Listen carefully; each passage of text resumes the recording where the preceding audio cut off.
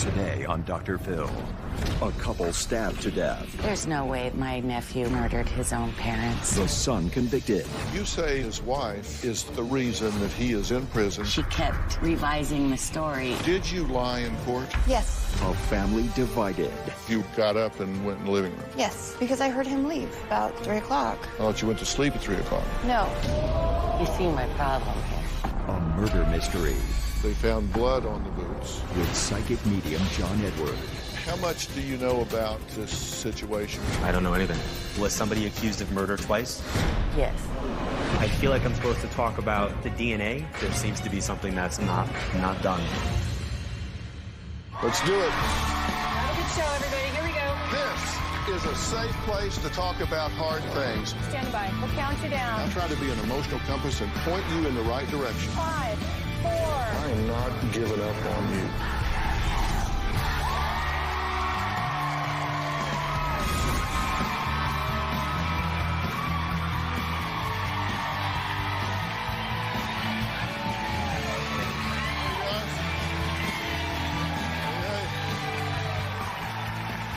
Thank you very much.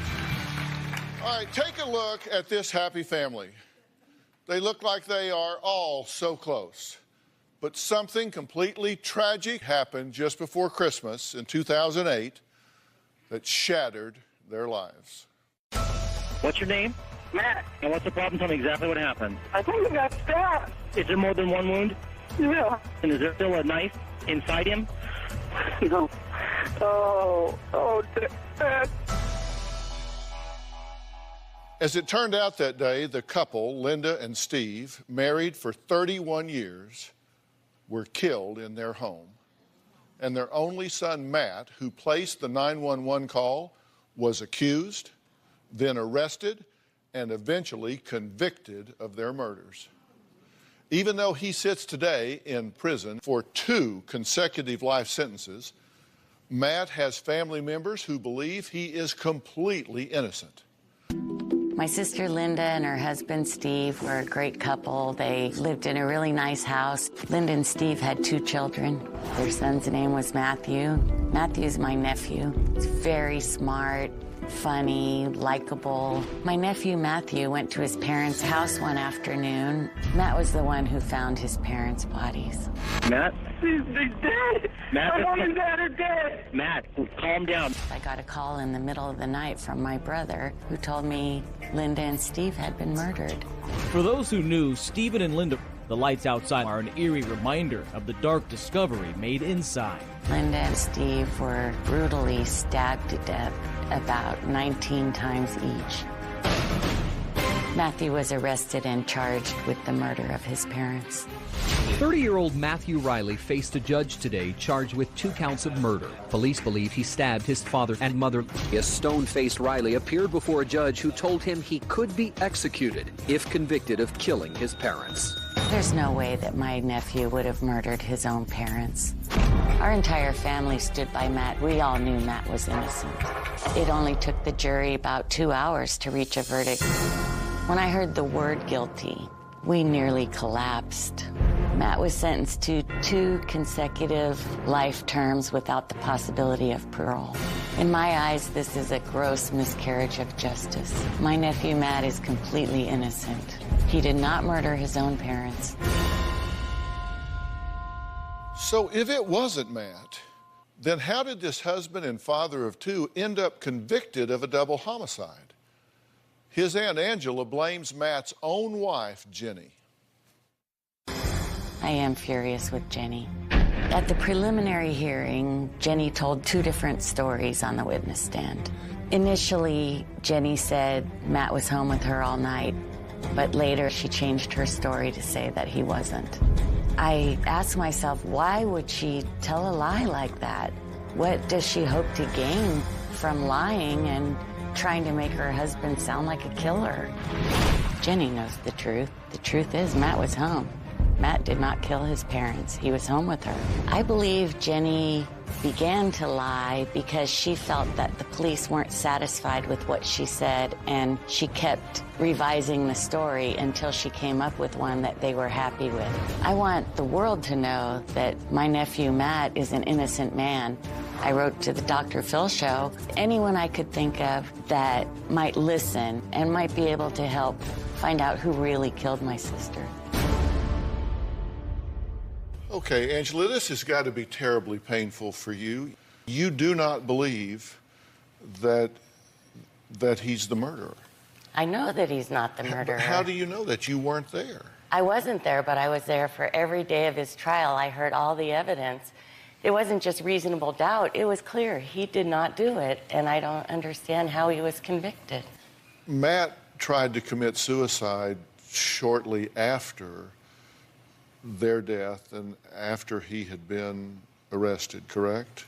He hadn't been arrested yet, but he knew the investigation was focused solely on him. Was this because he was overcome with grief or because he was overcome with guilt? I'm certain that it was grief. It wasn't only the loss of his parents, but he was being evicted from his home. His marriage was falling apart. He was unemployed. He knew that he was the focus of this investigation, and he just really thought the future held nothing for him anymore.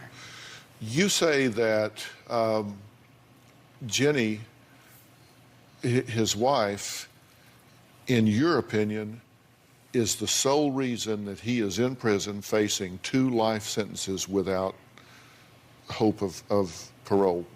Why? Well, she certainly was instrumental because initially when the police talked to her and said, "Oh, where was your husband last night?" she said, "He was home with me." But when they said, "Are you sure he was home with you? Do you think he might have sneaked out when you didn't notice?" her story began to change. These are the things that she seems to have said. Now, this is according to you, the things that you recollect, either coming up in trial or that have been reported, that he was home all night. That was the first thing. Then I thought he was home, but I slept with our kids, so I can't be certain. Then I heard him leave. Then he was with me the whole night and day, except when he went out for donuts. He could have sneaked out during the night and come home in the morning with the donuts. Now, this is his own wife. I mean, why would she lie? Why would she want him to wind up in prison? I don't think she really wanted him to wind up in prison. I think she just wanted to keep answering the question the way she felt the people wanted her to answer. Her name is Jenny, and she is here. She says she has no doubt in her mind that her husband murdered his parents. And she wants his family to stop taking his side and start taking hers. We're going to talk to her after the break.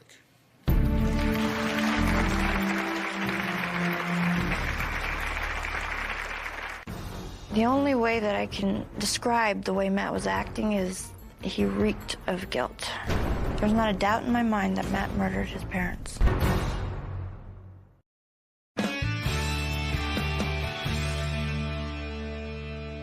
Angela says she's determined to prove her nephew Matt was wrongly accused of killing his parents, while the real murderer, who stabbed her sister and brother-in-law each 19 times, is running free.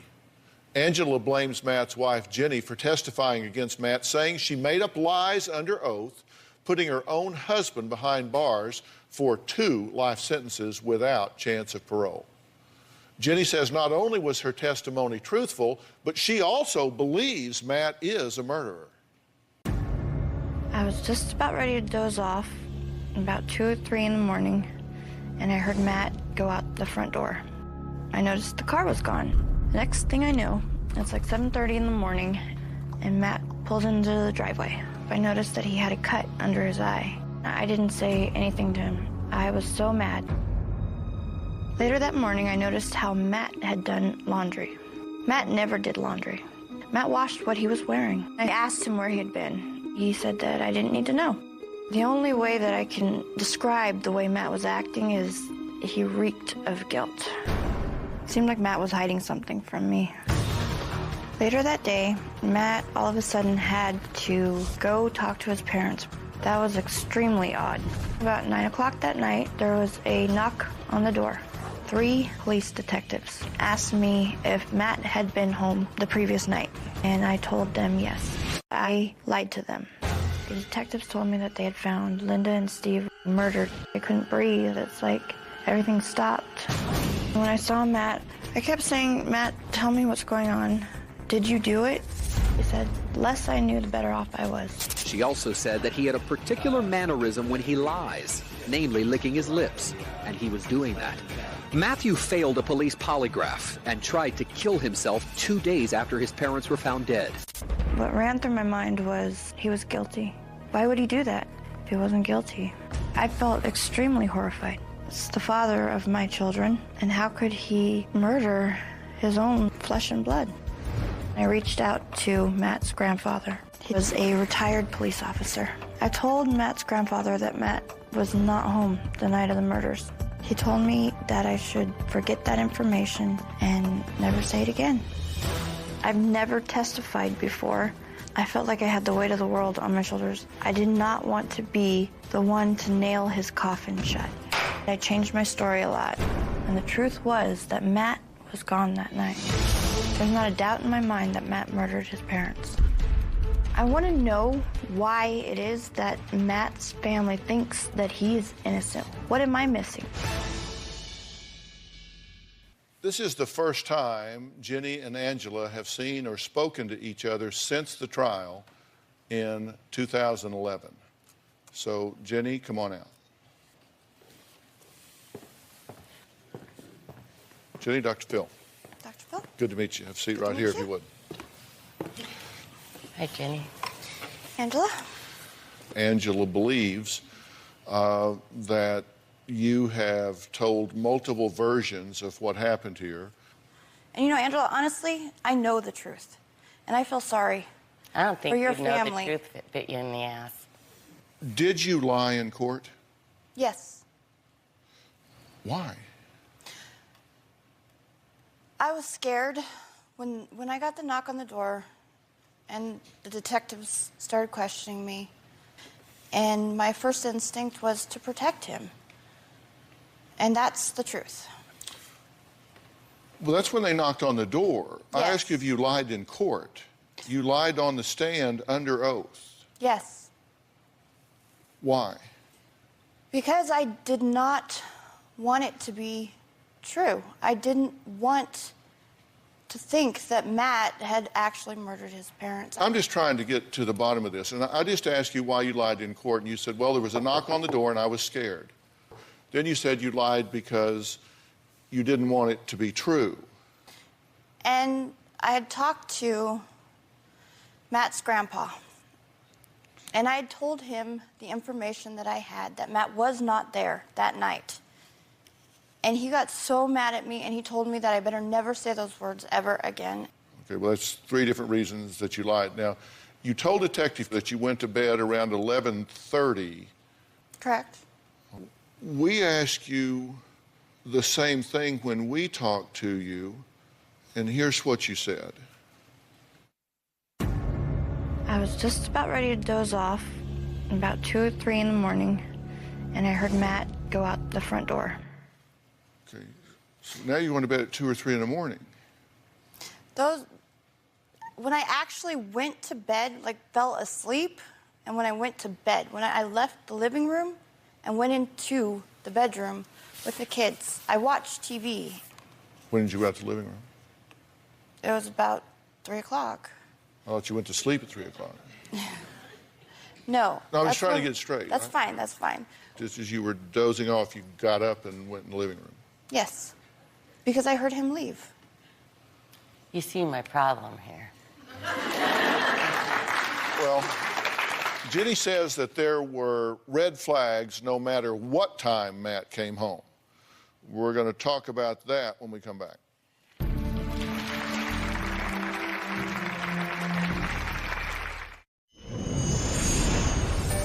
There are a couple of theories about what really happened.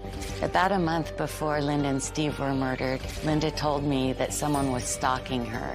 And I think that stalker broke into their house, killed Steve, killed Linda, and went away. Now, while Jenny believes she did the right thing, by reporting to police that her husband was gone all night during the time his parents were murdered. Angela believes Jenny was trying to work out some kind of deal with police to help get out of a tricky situation. After Matt's arrest, I was struggling, and I was trying to take care of 2 little girls. My life was in shambles. I had nowhere to live, and I was actually staying at a motel. I ended up getting arrested for conspiracy to steal a jet ski. I went to jail. Child Protective Services got involved because they were concerned that I was not providing for my children. Jenny was having a lot of trouble because of her living conditions with the girls and her drug use. I think Jenny felt that unless she testified against Matt, things would not go well for her. So she threw her husband under the bus to save herself and keep her children. And then ultimately, Jenny lost the kids anyway. And initially, my children were put into foster care. My children have since been adopted. I lost the rights to my children.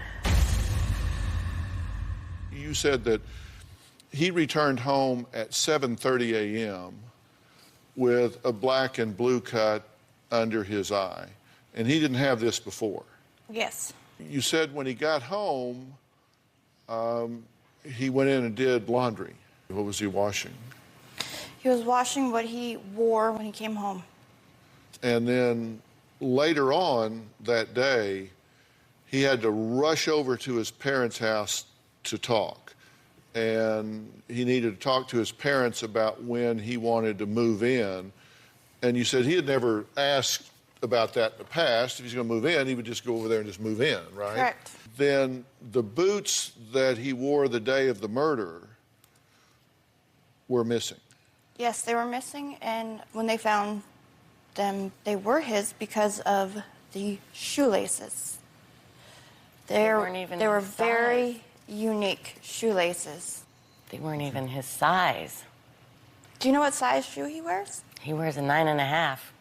The boots were a size 11.5 or 12. He told police that he had thrown those boots away a couple of months earlier. Yes, he did. But they found these boots on top of an apartment building. The apartment building that we were living in. Right. Yes.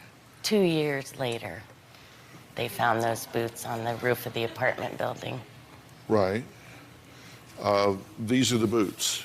They found blood on the boots. I don't recall that they found blood. I know they found a dog hair from a brown dog.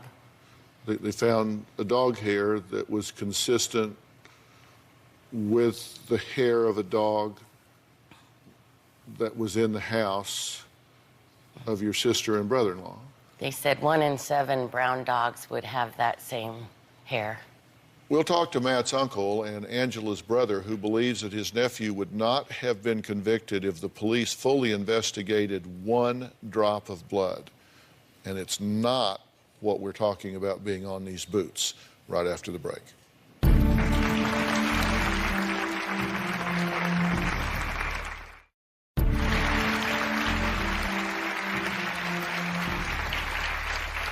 We're talking to Angela, who says she is completely shattered, understandably, after the murder of her sister and brother-in-law, especially after her nephew Matt ended up being convicted of stabbing each of his parents to death. Now, Angela's brother and Matt's uncle, Greg, agrees. What would you like to add here? There was about 50 samples of blood taken from an extremely bloody crime scene, and one of the drops of blood from my sister's bathroom was tested, and it was found, although they did an incomplete test, it was found that it was not my sister's blood, it was not my brother-in-law's blood, and it was not Matt's blood. To me, that drop of blood is key. I've looked at the case summary here with regard to a polygraph that Matt took. Prior to the polygraph test being administered, Matthew admitted to the detective to researching polygraph tests on the internet that day. He also admitted to taking a muscle relaxer. During the test, Matthew denied that he killed his mom and dad. However, the results of the test showed that Matt was deceptive as to whether or not he killed them. He failed the polygraph. He admitted that he researched polygraphs. He admitted that he did countermeasures in terms of taking a muscle relaxer to try to defeat the polygraph, and he still failed the polygraph. He actually failed every question on the polygraph. You are absolutely unwavering that he got up and left that night. Absolutely. I mean, you told different versions of this.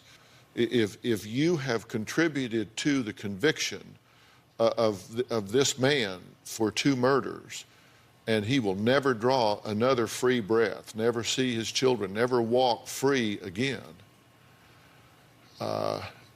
and you have contributed to that by lying intentionally or otherwise, that is not something you want to live with. That is something you want to come clean about. Now is the time to do that. I did not lie. The second time will you I take a testified. polygraph? Yes, I will. Will you? Yes, right here and right now. I will take a polygraph test. Thank you. I did not lie. If you're willing to do it Definitely. and y'all would like to do that, then we will certainly do that. I would love to do that. Thanks, Jenny. I'm going to take kind of a right turn in this here because you've written to me 8 times. Have I? Yes, you have. And in some of those letters, October 17th, 2013, May 4th, 2014, you said, "Dear Dr. Phil, I would like you to invite a medium to be a guest on the show. If you do, I'm begging you to allow me to meet them in the hope that they can give me a message from my sister who passed away nearly 5 years ago." I'm actually pretty skeptical of mediums. I don't want to go to one of my own because I wouldn't want to be conned. I trust Dr. Phil to not put a quack or a charlatan on his show, which is why I feel this is the only route I have to any real resolution to my torment. Just like most people who write you, I am desperate. I do try to answer my guests' requests, so I'm going to do that. I went straight to the top. John Edward is here. I even sat down with him for a reading, and you know, I'm an admitted skeptic about this as well. I have a healthy skepticism about it, but I try to be open. But he is here at your request. We'll be right back.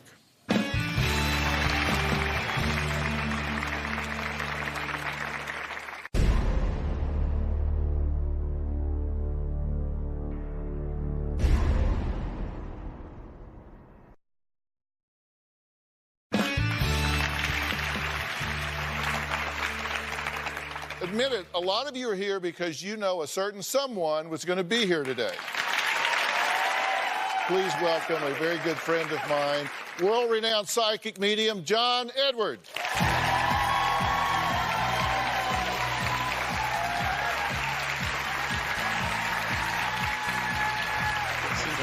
How are you? All right. John is currently on tour, Crossing Over with John Edward. And if you are interested in getting tickets to John's world tour, go to johnedward.net/events and check out his international schedule. He also has a live web series, Evolve, that airs every Sunday. How much do you know about this situation with Angela and Jenny? I don't know anything. Okay. Well, I'll just let you start talking. Let's just start with Angela if you can. Okay. Here's the disadvantage that, for me, just doing this work is that I have absolutely no control over what happens. Mm-hmm. Is that okay? Yeah. But if I can't read them, are you going to get mad? Yes. Very much so. You're going to be mad. So, first and foremost, there's no fire connection to you? Nobody in a fire, correct? Okay. Correct. So if I go over there in that section, is there some type of fire story in that back section over there? Are you guys together? Yeah, we're together. Okay. Say it again. We're talking about the same person. Okay, and did this person pass in a fire? She was dismembered and burnt in a Say yes. Yes. Just say yes or no. I don't know if there's a father figure to you who has passed, or if there's an older male energy that's connected to me that's above you that would be like father. Yes. They're telling me to talk about somebody who literally I see smoke and fire. So I know that there's some level of that having to do with their passing, or having to do with the connection around their passing. And I don't know if this was done because they wanted to get rid of evidence or if they wanted to get rid of something on that level. And is somebody now pregnant? The person who died was. So the person who passed was pregnant? Yes. Okay. There's a reference to two people. There's two people. Yes.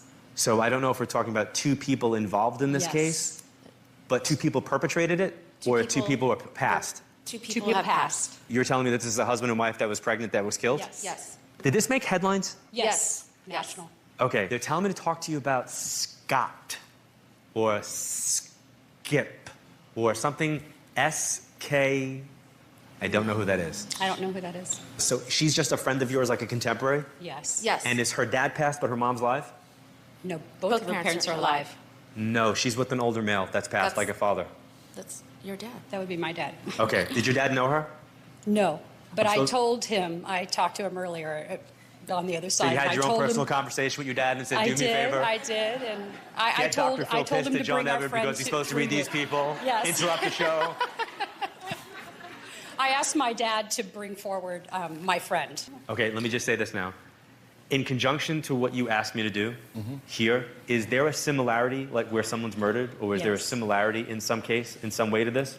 Yes. So I feel like I'm supposed to talk about something about, I guess, the DNA, or something about looking at understanding DNA, or maybe DNA helps to kind of point a finger at something, but there's still unanswered questions. So is your case unsolved, like that one's not unsolved, but uncompleted or incompleted in some way? Yes. Okay, and I feel like I'm supposed to associate that if it's like that, and that's a wife and a husband that have passed, that there's got to be a connection, that there's a couple of people that might have passed as well. Does that make sense? Yes. Who's the younger female? There's a younger female reference that they want me to talk about. They're making a big deal about the younger female. The baby was going to be a girl. So they know that? Yes. Yes. Okay. They had named her, and that's the SK. Oh, that's right. I just That's thought right. of that. That was the They baby's already name. named the baby. What was her name? Skylar. That's the SK. That's right. That's right. Hey, hey. Hey. There he is. Nice to see you. Who has a D name around you? His passing is shocking. I got a text message from him. He dropped dead minutes later.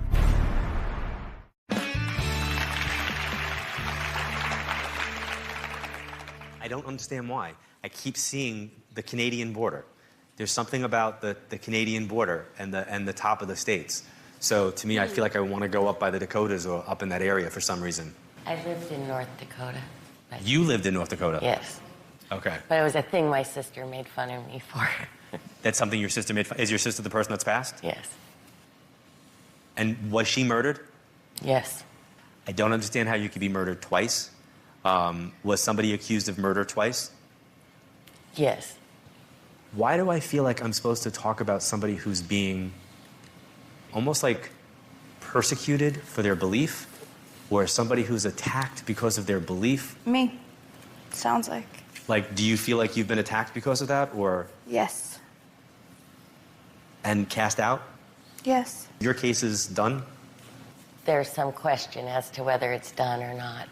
I just feel like I'm not completely finished with whichever one this is. There seems to be something that's not done.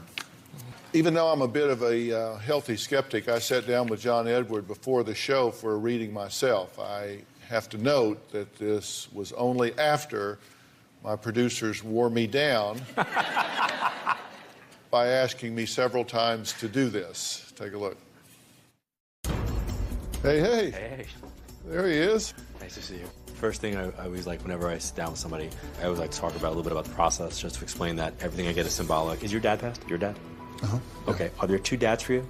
I see two male figures. So to me, I see two fathers. Did anybody miss a leg, or was somebody paralyzed on one side? No. My dad had a broken leg at one point. At some point in his life, but it wasn't paralyzed or anything. His mom passed too? Mm-hmm. My mother and father are both passed.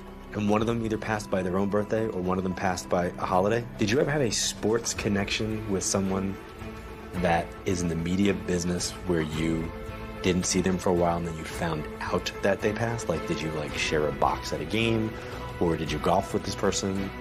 But I feel like his passing is shocking. Who has a D name around you? Well, Kid Craddock is a good friend of mine. It's the Kid Craddock in the Morning Show. What's the sports connection to him? We played golf together. Did you not see him before he passed? No, we were in contact that day. Who's the D? Who's the D? His real name is not Kid. His real name is Dave. But his passing was very sudden. So you guys would meet up at the same sports event or sports whatever? Well, we played golf together a lot. We had a very jovial relationship. I mean, we'd tease each other about everything.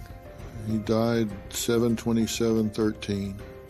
Because the last text message, I got a text message from him. He dropped dead minutes later. But I feel like you helped him navigate something that wouldn't be known publicly, and I don't mean health. And he's making me feel like, thank you for being honorable and not discussing that then, and clearly not discussing that now. There was a lot of pressure to disclose some things when he passed that I refused to disclose. So. Well, he appreciates that. Is there a Milton or a Miles or an ML name that's connected to you? Separate from him now. Go to your family. Oh, boy, I wish Robin was here. Can we call her? Robin to the rescue? She's got an incredible memory. Hello. Nice to see you.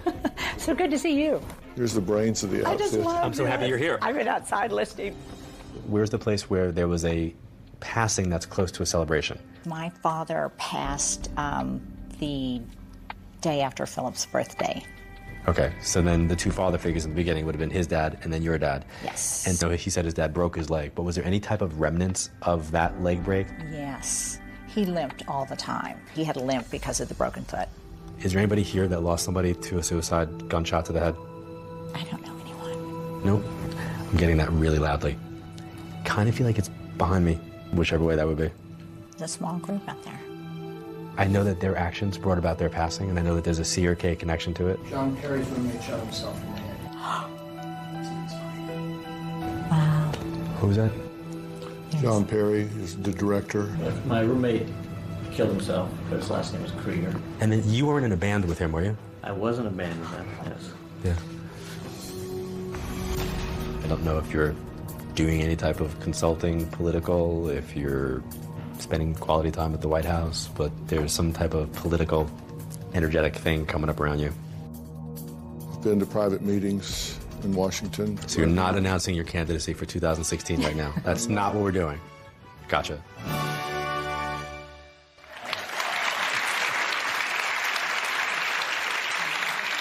You won't believe what happened with John before the show, right after the break.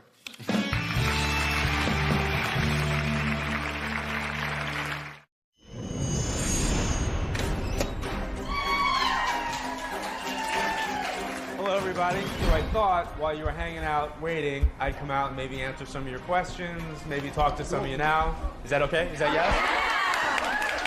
Thank you. I want to go over there. Are you Linda? No, my mother-in-law was a Linda. Has she passed? Yes. Linda's here. Because Linda's making me feel like I need to say Linda to you. Somebody's telling me they passed in the line of duty. Somebody in this section is connected to the person who has a C and an M name. I have an M and K, Mark Kemp, Shot? but he died in the line of duty. He died in the line of duty. Uniform connection? He was a police officer, a canine officer. And somebody had either congestive heart failure or somebody had some type of, where they filled up with fluids. Asthma, and they overinflated his lungs, and he died. That's him. Okay, so this is his way of coming through. Now, you said he was a canine. He was a canine officer. Okay, did one of his partners actually pass as well? His dog. He's with his partner. Oh, good. Somebody here lost the younger male. Yeah, we have a nephew that passed. Okay, so if this is for you, was this passing also very quick? He was killed in Afghanistan. And I'm supposed to talk about somebody doing a very, can I be honest, really not cool honor. Like somebody did like a memorial was not cool, or somebody said something that was not cool. Yeah. Or somebody said something that was completely inappropriate. Do you understand? Yeah. Okay, he's making me feel like shrug it off, like no big deal. I hope this helps. Thank you very, very much. Thank you. We taped the earlier part of this show a few days ago, and we're back in studio with an update. Remember the two women in the audience who received a reading from John Edward? Well, it turned out their names are Tara and Colleen, and their deceased friend was a reality TV personality whose tragic death recently made news headlines. Now to our top story. A grand jury indicts the man accused of murdering a pregnant Food Network reality star and her husband on charges he dismembered their remains. The Food Network is in shock today over the murder of one of its former contestants. 38-year-old Christy was a contestant on season 8 of Food Network star. Adding to the senseless tragedy, Christy was 5 months pregnant with her first child. JT and Christy Cobb were married just 6 months ago. The newlyweds were also expecting a baby. Their neighborhood handyman was arrested for their murders. Friends are still in shock. They remember JT as a loving, bigger-than-life guy who would go out of his way to help others. Christy, the same. Well, after the show ended, this is what Tara and Colleen had to say about their reading. Did this make headlines? Yes. When John Edwards started talking about fire and burning, I knew it was my friend and her husband that he was probably speaking about. She and her husband were murdered. They're telling me to talk to you about something SK. There's a younger female reference that they want me to talk about. We could not think of the SK name, and I don't know why, because their unborn daughter, they named her Skylar. You know, that was the clincher. I wasn't surprised that our friend came through. She's a real spitfire. The couple had just gotten married in October, and I was also at their wedding. When I hear this information, it made me feel good that your friend is having a voice as they've passed on. Our friend and her husband were great people. We'll miss them both.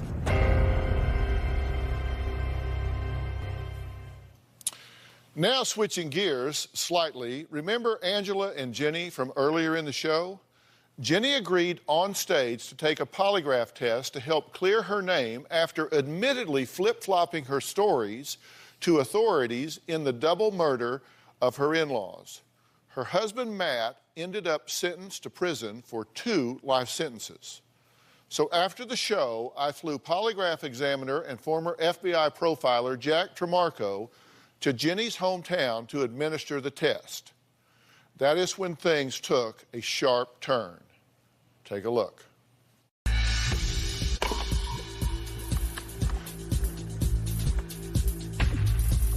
I've been here almost 2 hours now, and I've been waiting for Jenny. I've been advised that Jenny is reluctant to take the polygraph examination. In fact, she's on some level refused to get into a car to travel out here to meet me.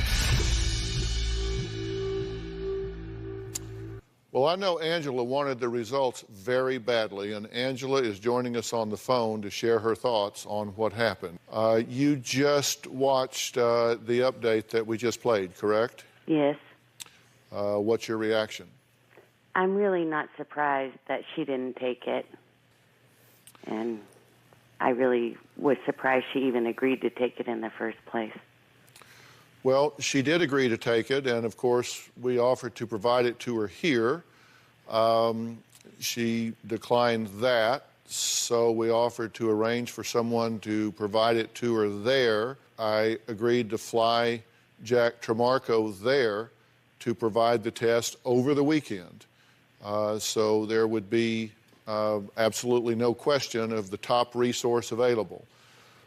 She wasted our time and resources, and I've often said, people who have nothing to hide, hide nothing. I think this does not speak well for her position, and you'll just have to draw your own conclusions from that.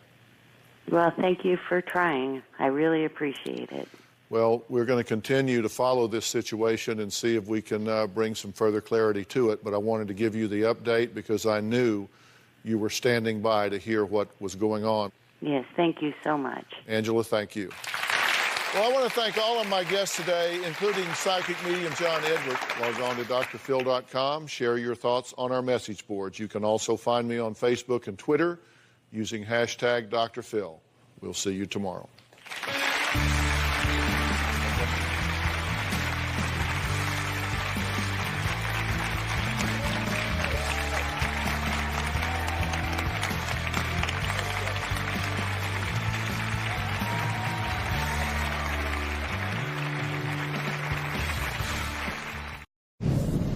today on Dr. Phil. You think he steals money? I believe so. You're gonna sit here and lie all day or what? 2 Amish Mafia stars. Do you think he's rigging buggy races? Yeah, I know he's rigging them. Face off. Don't make it sound like I'm so bad. I'm not Levi, but what You just got done saying it! A Dr. Phil exclusive. The way it works in the Amish, the men have all the power. There are untold numbers of sex crimes with the women and children. You say that children are harshly disciplined. One little boy got broke behind a buggy. He still has scars of it. It's time to speak out. It's time that people are allowed to know about this. Behind the buggies and bonnets. I can't trust him. He's one of those Amish guys that controls their women. Let me talk. Let's do it. Have a good show, everybody. Here we go. This is a safe place to talk about hard things. Stand by. We'll count you down. I try to be an emotional compass and point you in the right direction. 5, 4. I am not giving up on you.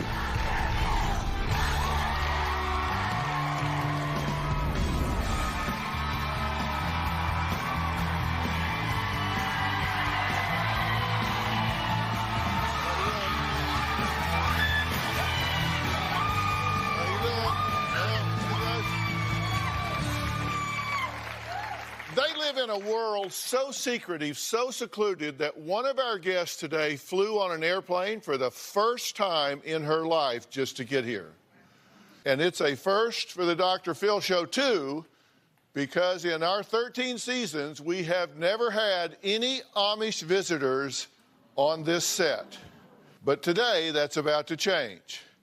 Now, when you think of Amish people, it may bring to mind bonnets, buggies, beards, baking, and butter. But lately, the Amish world has been making headlines with shows like Amish Mafia that reportedly blow the cover off their once sequestered world.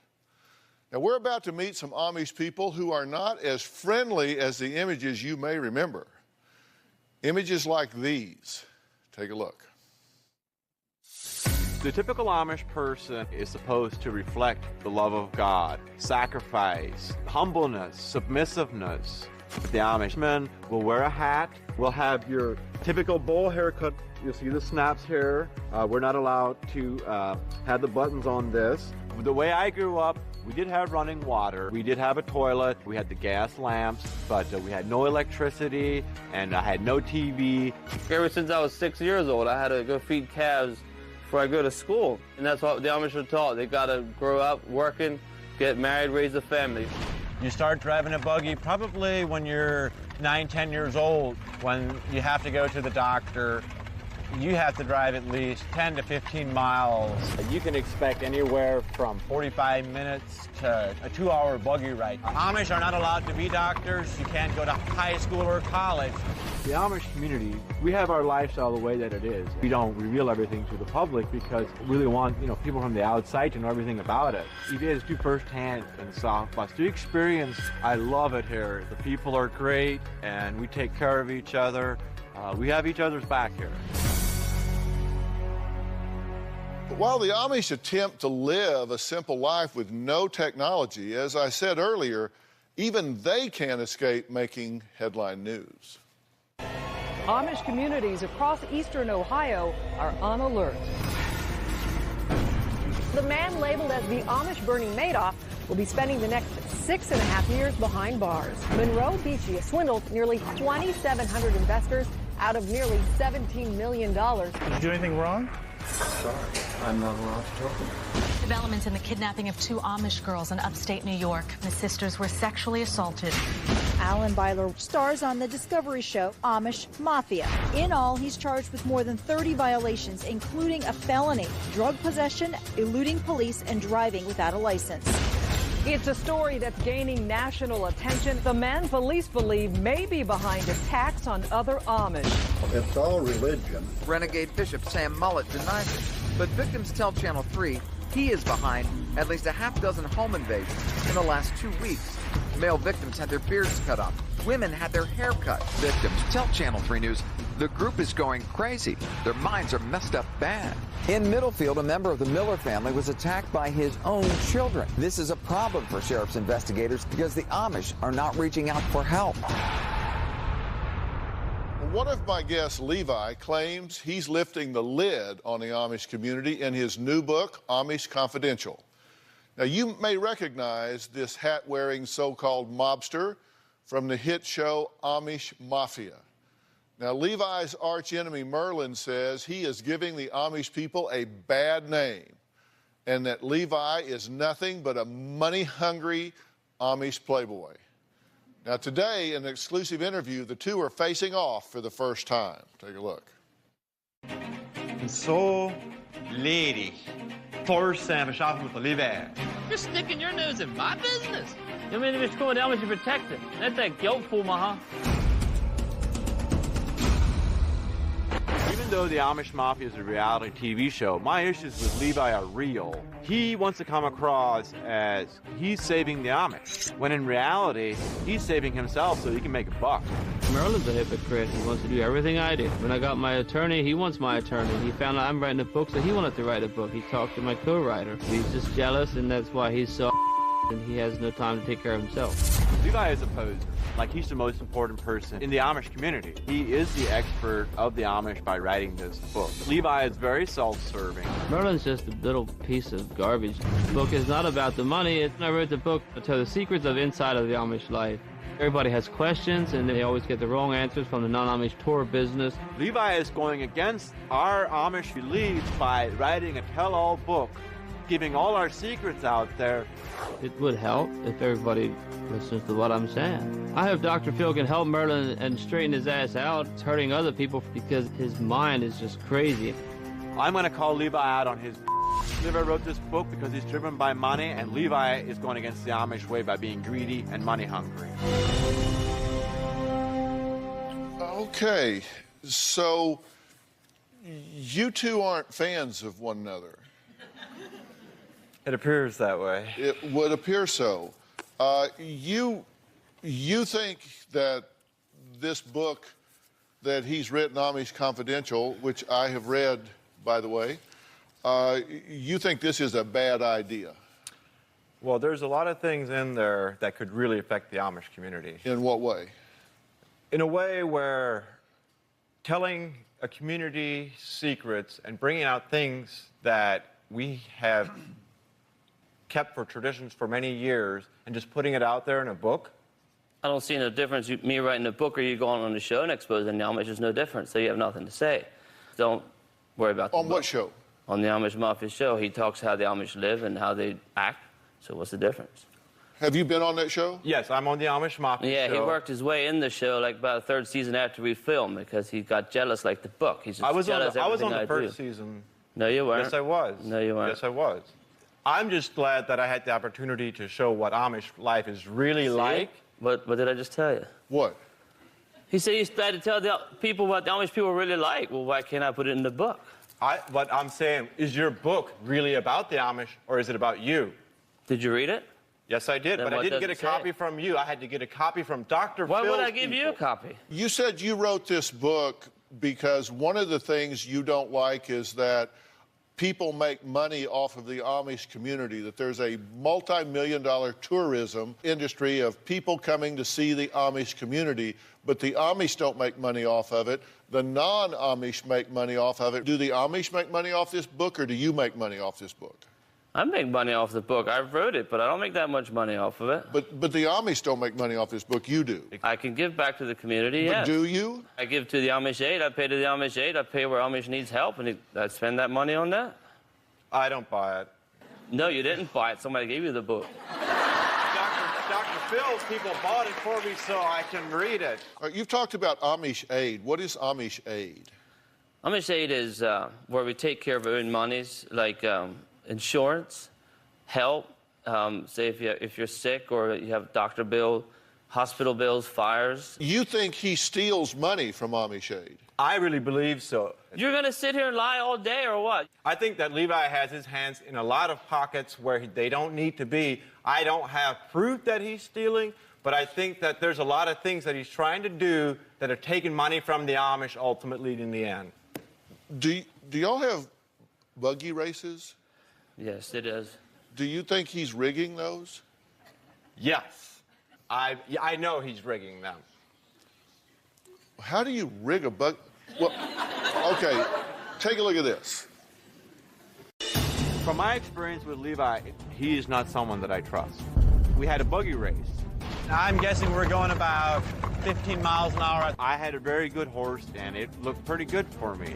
Ended up, Levi rigged the race so he could win. He knows that that money's supposed to go to charity.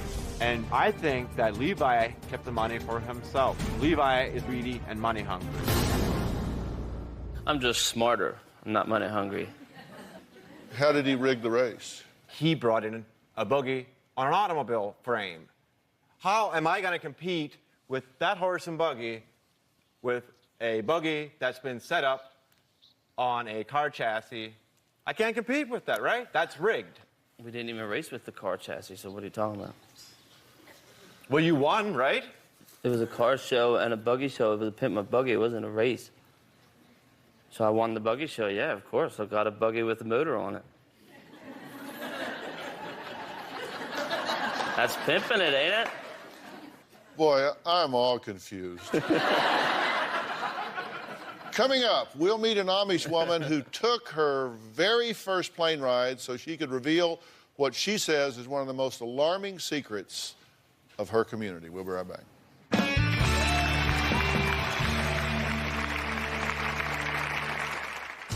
The way it works in the Amish, the men have all the power. You stay at home, you listen to the husband, you shut up, you're the chief cook and bottle washer. I do all the cooking in here with the stove, and it's heated with wood. It's my life.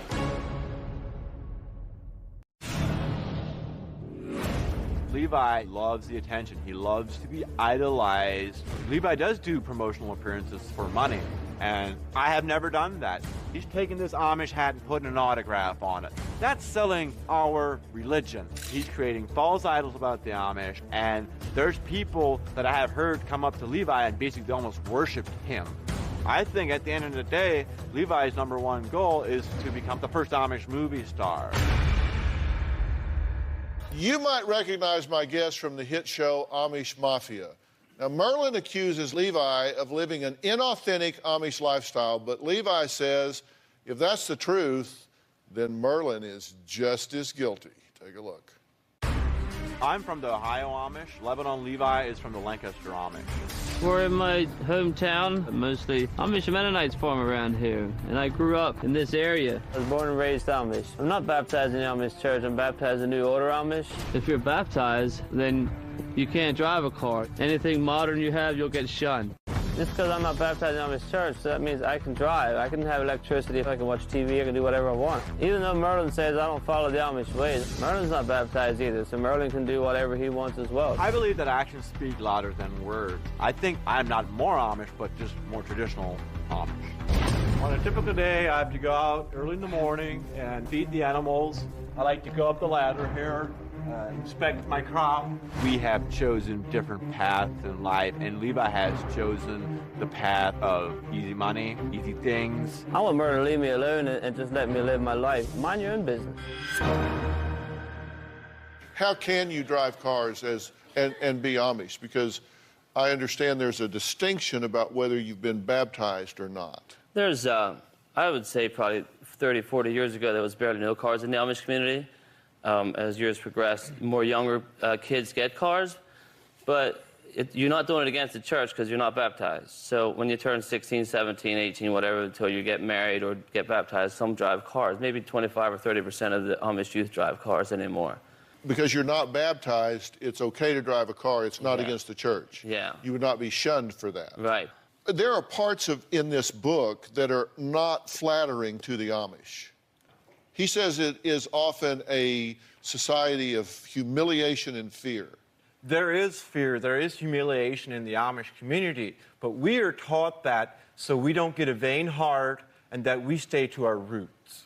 Well, Merlin isn't the only person suspicious of Levi's motives. Merlin's friend Dina got on a plane yesterday for the very first time so she could join the show and deliver a message to Levi. Let's hear from her.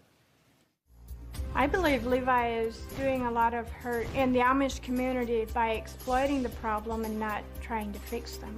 In Levi's book, he did bring out that the Amish women are sheltered But why does he still keep his women amongst the Amish? He says it in the book that he doesn't agree with it, but he's still controlling them. They can't do anything about it because they're women. The role of an Amish woman can be very controlling. They don't really have a say-so. If they do, they get looked down upon. I do all the cooking in here with the stove, and it's heated with wood. It's my life. You stay at home, you listen to the husband, you shut up. You're the chief cook and bottle washer. The way it works in the Amish, the men have all the power. There are untold numbers of sex crimes with the women and children. When that sexual crimes happen, the bishop finds out, and then they just confess in church. They might be shunned for 2 weeks, and then they are forgiven, and that's how they get away with it. There's one guy, he was having sex with animals. He confessed over and over, and it just kept happening. Levi talked about helping the Amish, but I don't really see him doing much. I think he sits on his ass. Well, Dina, thank you for being here. How do you feel about being here?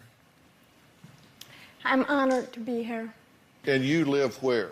Ohio, Holmes County, Ohio. Okay, and you live on a farm? Not at the moment. Yeah. I grew up on a farm. You grew up on a farm? Mhm. And you've been shunned by your religion? Yes. And what did you do to be shunned? I disagreed in shunning my brother. He got shunned by just telling the bishop that he does not agree with how they use the shunning. So he got shunned, and then he came to visit, and I didn't shun him because I agreed with him. Okay, so he was shunned because he disagreed with the bishop. Mm-hmm. And when he came to see you, you didn't shun We him. ate with them, Oh, him you- and his wife. We ate with them. You allowed them to break bread with you. Right. And we got caught. And that's not okay. No. And you're not allowed to worship with the, Right. you can't enter the church and worship with the church. Right. And how do you feel about that? I don't feel like it keeps me out of heaven. I know the truth. It just hurts me that I can't see the family. Because they can't interact with you or they would be shunned. Right. When you're shunned, like she was Yeah, saying, right. you can't eat at the Listen. same table. When the person that's a member with the Amish church can't eat at the same table that the person that's shunned. And you can get in trouble with that. You can also get shunned if you do. Or you can't drive with that person that's shunned. You can't, that person that's shunned, you got to set it down. And then the person that's a member got to pick it up. You can't take it off their hand. And that's basically what she was, But- that's how harsh the shunning is. Coming up, who on this stage has been arrested before? You might be surprised. It's not me, but we are.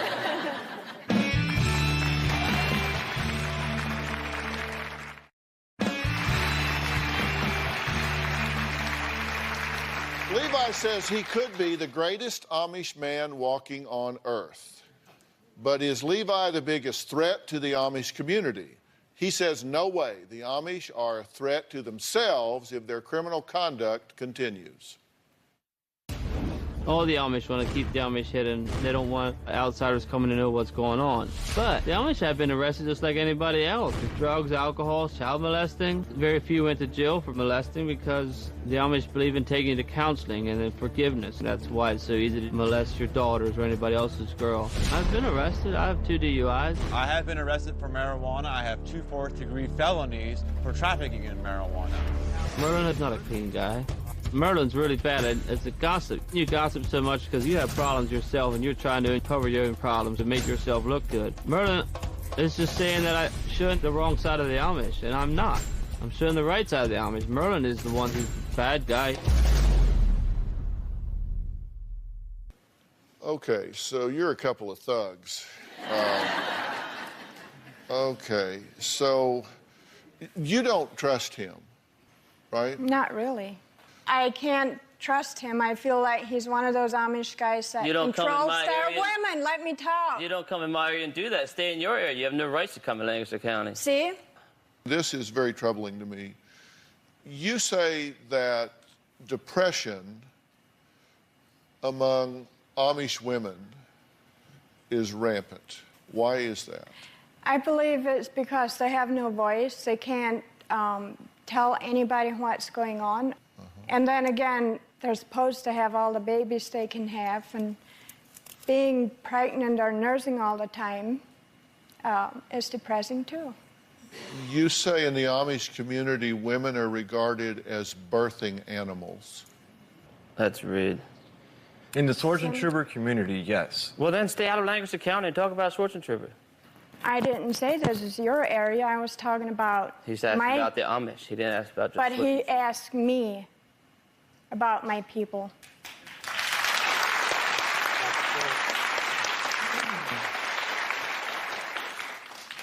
You also say that molestation of children is rampant in the Amish communities, not just yours, and you're not the only one that has reported that. I don't think you deny that either, correct? What do you say about that? What happens? This is a crime. What happens? Yeah, the girls get told to shut up about it, even if the mother finds out. She most likely asks them, well, was it your fault? What did you do that this happened to you? Right. And then they get told to just hush about it, and the guy maybe gets shunned for a couple weeks, and then he's supposed to have repented, so they take him back in the church and forgive him and move on. And that has to stop. I believe the law needs to step in and arrest those guys and give the girls counseling.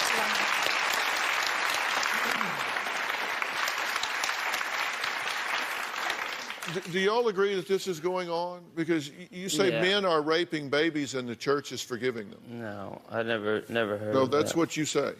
Little girls, Levi, not necessarily What's little girls or infants. babies? There's two different. 3 years old, I know an Amish bishop. that's a baby. Yeah, I know an Amish bishop right now who's in prison. I'm not standing by their side. Don't holler at me. And I'm not just saying saying I it's never heard Pennsylvania, that young. So okay. but it's- fine. How young have you heard? Like 10 and 5, anywhere from 5 to 10. They're babies. It goes on. I don't know. It just the law is stepping in. They go counseling. The Amish believe shunning them and take them to counseling. In our area we do. Of course, their area. In our area we do counseling. That they have has to to send them stop. They need to be. And then the last time this happened, it was in my neighborhood, and the law stepped in. The judge said, this is coming out too much. That we're going to start stepping in. And I said, I think it's. I wasn't there, but I was telling people, that's what they should do. You do it. You might as well go to jail. I don't care what religion you're in, so I don't believe in it. And nobody should, of course not. But I know like the Amish, they just kind of push you under the rug. They'll send you to counseling for. He went to Kentucky for like 2 months, and he comes back, and I think it made his head even worse. And he was a preacher, the guy that did it to his own daughters. You say that children are harshly disciplined. There's one little boy. They tied him up, drug him behind a buggy.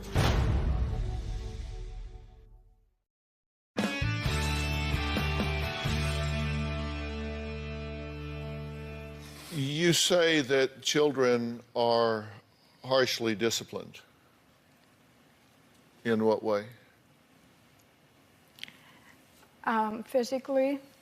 Uh-huh.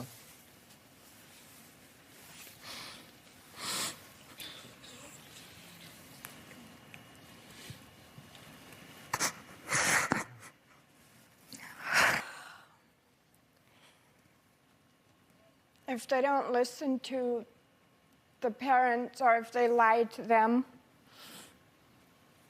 they get a harsh beating. There's one little boy. He got drugged behind a buggy. They tied him up, drug him behind a buggy for. He didn't drop the firewood. He still has scars of it. What do you Amish men have to say about this going on in your community? I don't know, to be honest. Since they're talking about short-term troopers, I don't know. I know Lancaster County, they're not that harsh on their kids. I know I had another strap on my butt because I cheated in school, but I deserved it.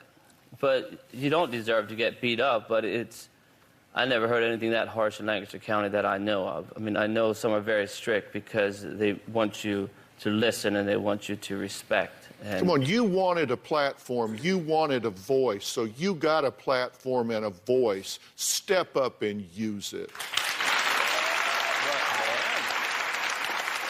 I'm just saying, what I'm saying is, the Amish are, we got to talk about the good too, but yes, they are harsh, they are, but I got spanked. But some don't, not everybody is like that. I'm not saying everybody's like that. If anybody's like that and you wanted a voice and you wanted a platform, then you need to man up and use it. Well, you're right. I agree with that. But if I don't know about it, I don't know what to do about it. But like I said, in my community, it's not that bad. You didn't come ask.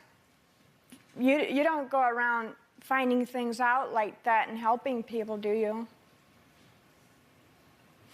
Have you ever thought of how you can help people like that? I have talked to a lot of people where I didn't help them.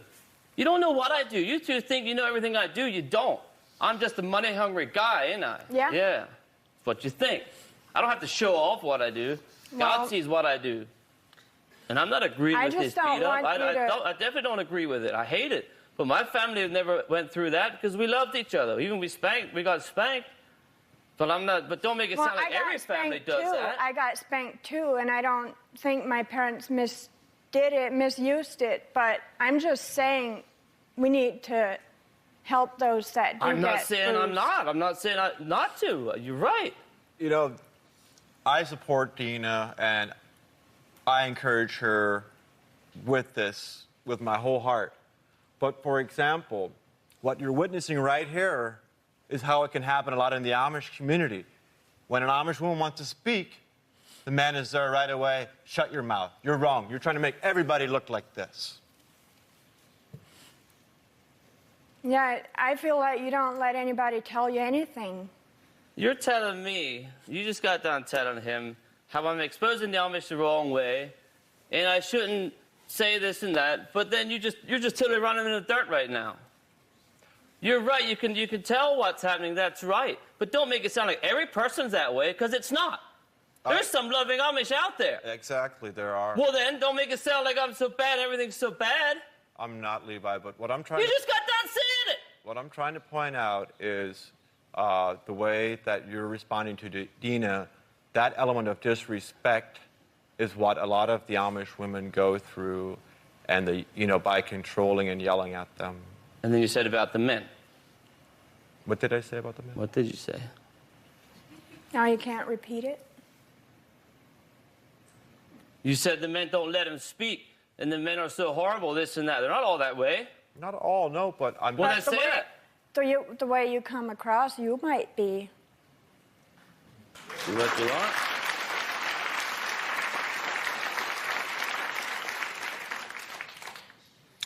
Merlin says there's only one reason he agreed to do the show today. We'll hear why when we come back. Plus, he and Dina have some questions of their own for Levi. We'll be right back.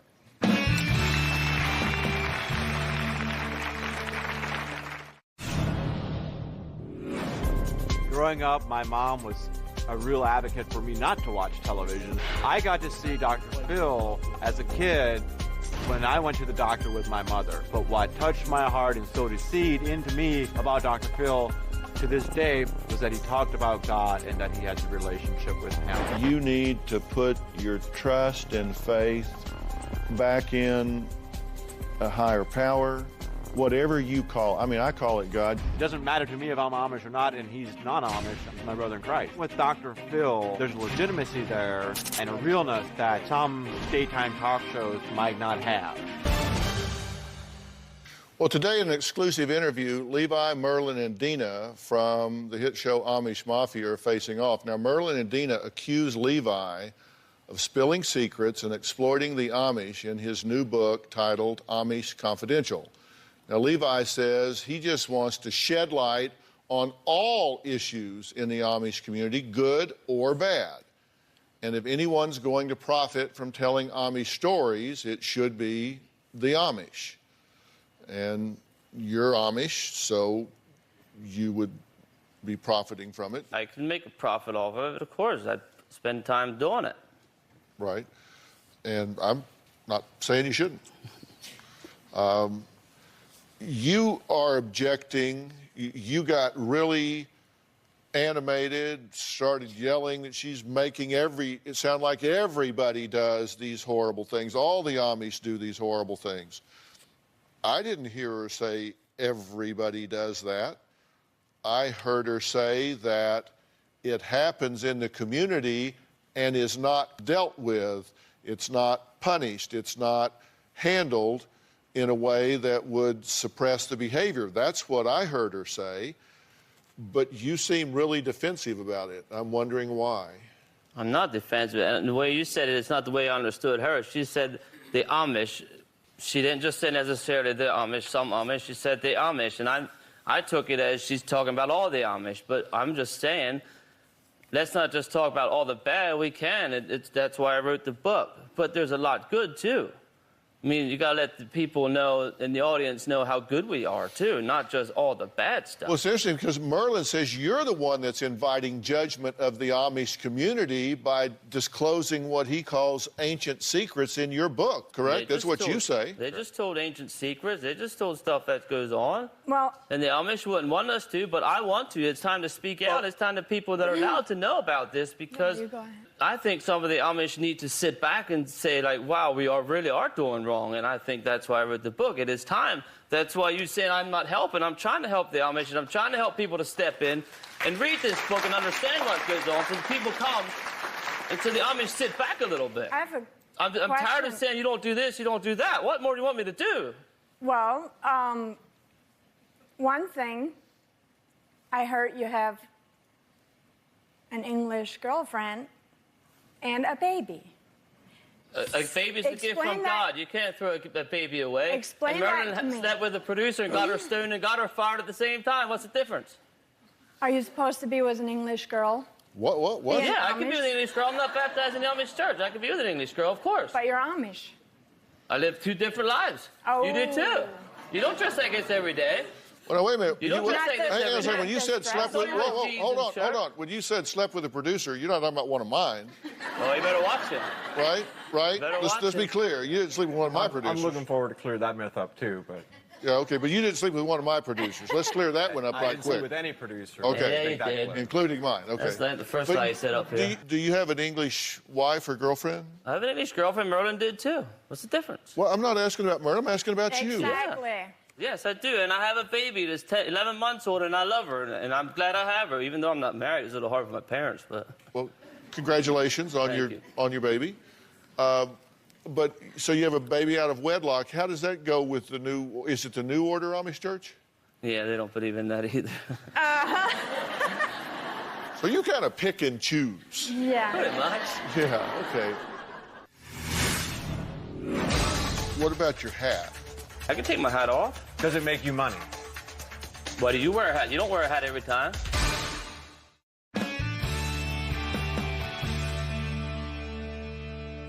You wanted to talk about why Levi talks about hating wearing his Amish hat and couldn't wait to get rid of it during Rumspringa? Yeah. What's that the one question? question I had, I found it interesting in the book where it talks about from 2 to 16 years old, you had to wear the Amish hat, and that how much you despised, how much you hated that hat, and you were so excited when Rumspringa came that you wouldn't have to wear it anymore. So I was just curious why you're wearing that hat now. For people that hang on. For people that haven't read the book, Rumspringa, you talk about from like 16 to 22. This is a time when Amish parents kind of look the other way. No, it's not like that. No, I explained in the book different. Yes, you That's do. what the world. No, they don't look the other way. I no, think they don't. you said that. I explained it there. When you turn 16, the outside people think they hear that you can go live in an evil life or live however you want. You're supposed to get to a group. There's a bunch of different youth groups, and there's from 16 until they get married. And you're supposed to find a wife, get married, and raise a family. You're not allowed to go out, party, drive a car. That's against your choice and against your parents' will, but it happens.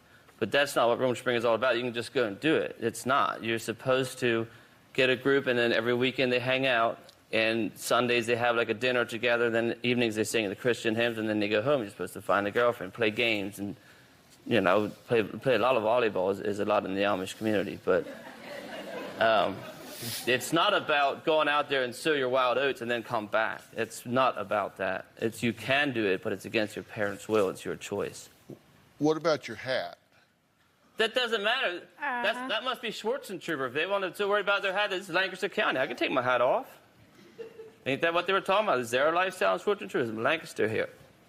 What was your question about the hat? Why does he wear it now? Because that's how Lancaster does. No. Does it make you money? It has nothing to do with money. Why do you wear a hat? You don't wear a hat every time. You might be surprised. No, you don't. I saw you without a hat many a times. So, no, you don't wear a hat. There you go again. You're not going to get ahead because you do the same damn thing. Excuse my language. Oh, there's a lot to excuse with you. Should there be more policing of the Amish, or should they just be left alone? We're going to talk about that when we come back.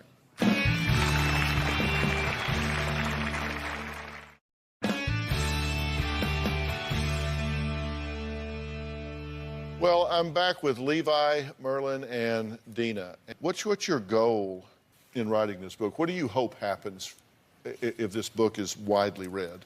I want the people to understand exactly what goes on in the Amish. For when you go to the tours in Lancaster County, they tell you a lot of stuff, and they even tell you the Amish don't pay taxes. They do. They don't pay Social Security because they don't believe in collecting from the world. That's why there's Amish Aid. They have their own insurance. They don't believe in collecting from outside insurance. And so you want to do some myth busting? Pretty much. But I want to tell the people, I want to make them understand more what goes on and help them, but maybe encourage a little bit, and then maybe when they read the book, kind of feel a little bit of the Amish lifestyle and understand more. We're all humans, we're all the same, but it's just because they have all these rules in the church where they're so closely committed that you can't expose nothing because they don't want the media in. They don't want it to be on the news. They don't want nothing around because they don't want people outside to come in and find out what goes on. Right. Do you think this book's a bad deal? I think that the book has truth in it. I think the book... It's 100% true in the book. Let me finish. I think the book talks about things that are very disrespectful to our Amish elders. If they don't want to do it, then don't do it. Listen, in the book it talks about our Amish elders and where we come from and some of the things that are very sacred to us. Our forefathers were martyred for their beliefs over in where we come from in France and Germany. And just to go write a book, it's like, blah, you know, that's how us Amish are, and I hope you feel better about us. I just feel you're a little jealous because you do the same thing on the TV show. You expose everything you can on the TV shows. You have no right to talk. Not at all. All right, let me ask you, at this point, you hope that there's some modification of the way women and children are treated in the Amish community. Mm-hmm. And, you know, maybe what we've talked about today will bring a light onto that and will be an agent for change in bringing that about. We've got to stop. We're out of time. Special thanks to my guest today. I do want to acknowledge it was very courageous for Dina to come forward today and share her knowledge from a female perspective. Levi's book, Amish Confidential, is available now, and everyone in the audience is going to go home with a copy.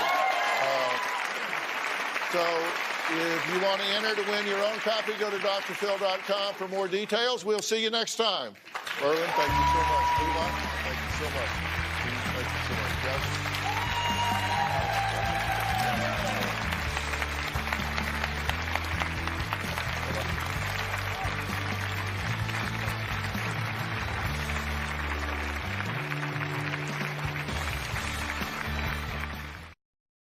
Today on Dr. Phil.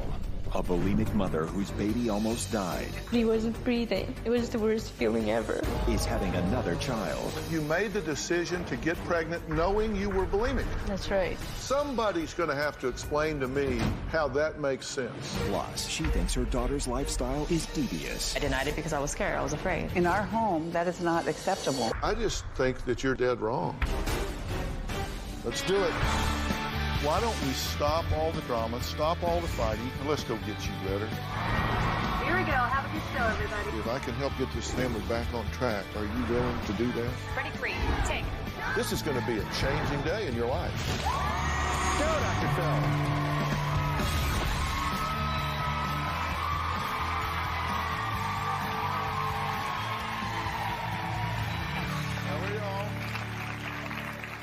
All right, Lisa may look like a happy, young, nurturing mother, but simmering just beneath the surface is a secret so dangerous that the minute we read her email, we arranged for her to get on a plane. You see, Lisa revealed to us that she's bulimic. She gorges herself on tons of food, then throws it all up. She does this over and over again every single day. Lisa confessed that she never stopped the binging and purging, even when she was pregnant with their 2-year-old son, when she practiced this deadly ritual as often as 10 to 15 times a day. Take a look. I've been binging and purging just about every single day for 5-6 years now. When I was pregnant with Tobias, I was bulimic. I was binging and purging up to 10-15 times a day. It was really, really bad. She was out of control. I probably spent about 80% of the day binging and purging.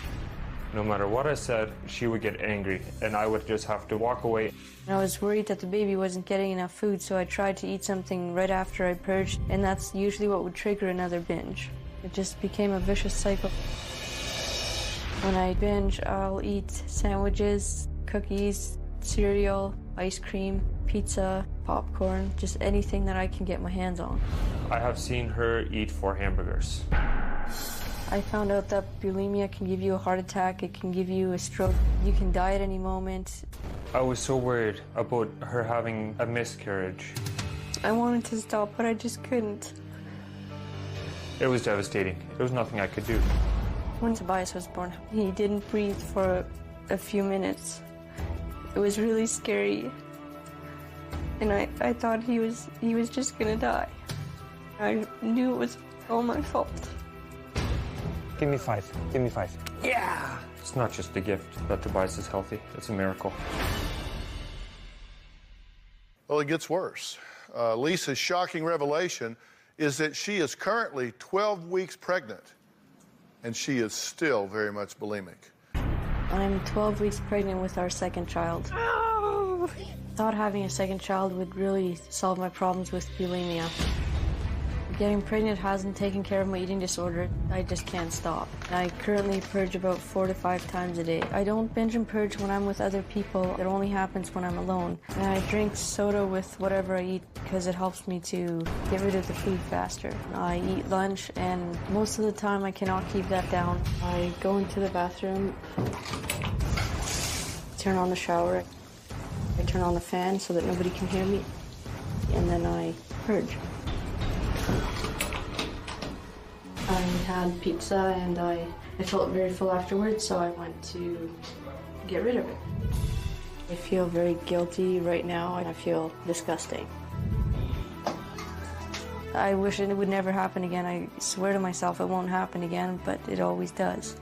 I'm really scared for this baby because with Tobias, I really think we just got very lucky. I feel very guilty that I can't make her stop. It's beyond my control. Every time I purge, I think about how I just might have hurt the baby. I'm just really worried about how the baby's doing, if it's even alive. Now, here's my first question, because I want to be sure I understand this right. You both consciously made a decision to get pregnant a second time, knowing that you were an active bulimic. That's right. So you knew that this disease had a grip on you. You knew that you were unable to stop, or at least had been unwilling to stop, and you got pregnant knowing that. Somebody's going to have to explain to me how that makes sense.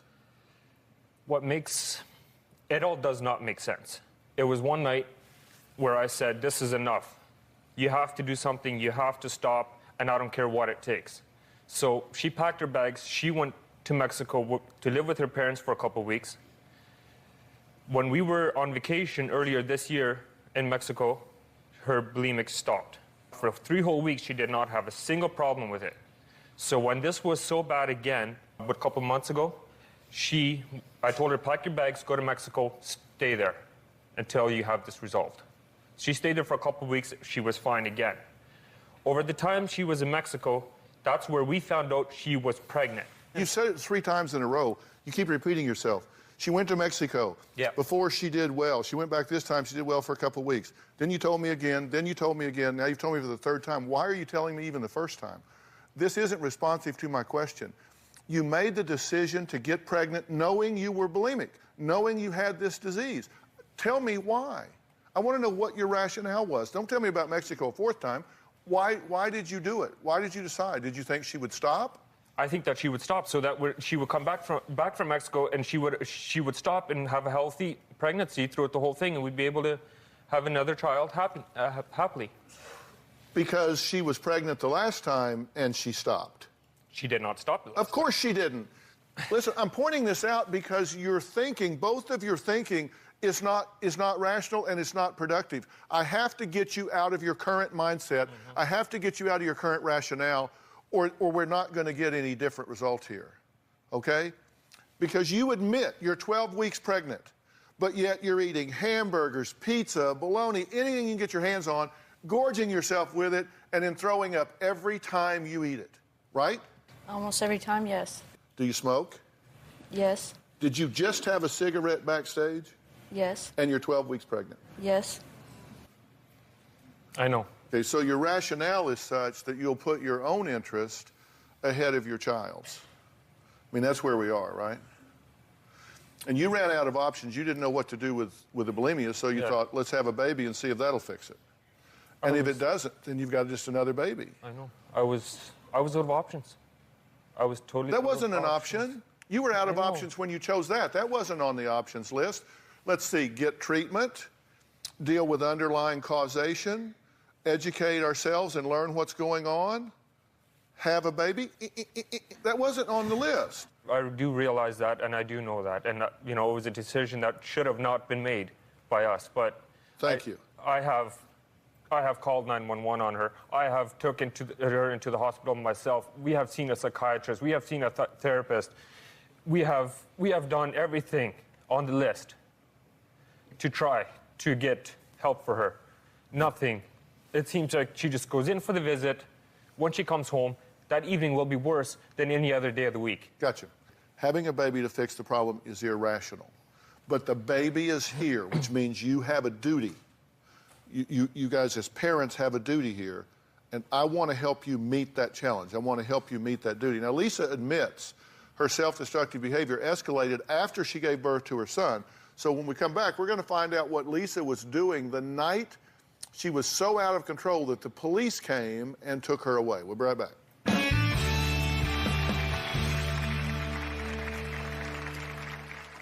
David had to call the police twice. I was taken to the hospital both times.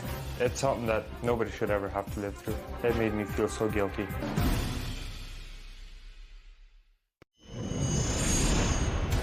I feel that if I don't get my bulimia under control, I might lose Dave. It's put a lot of strain on our marriage. I don't care how many fights we will have. I will stay by her side. I love her so much that there is no way that I can leave her. All right, we're talking with David and his wife, Lisa, a mom who just confessed that she binged and purged during her entire first pregnancy.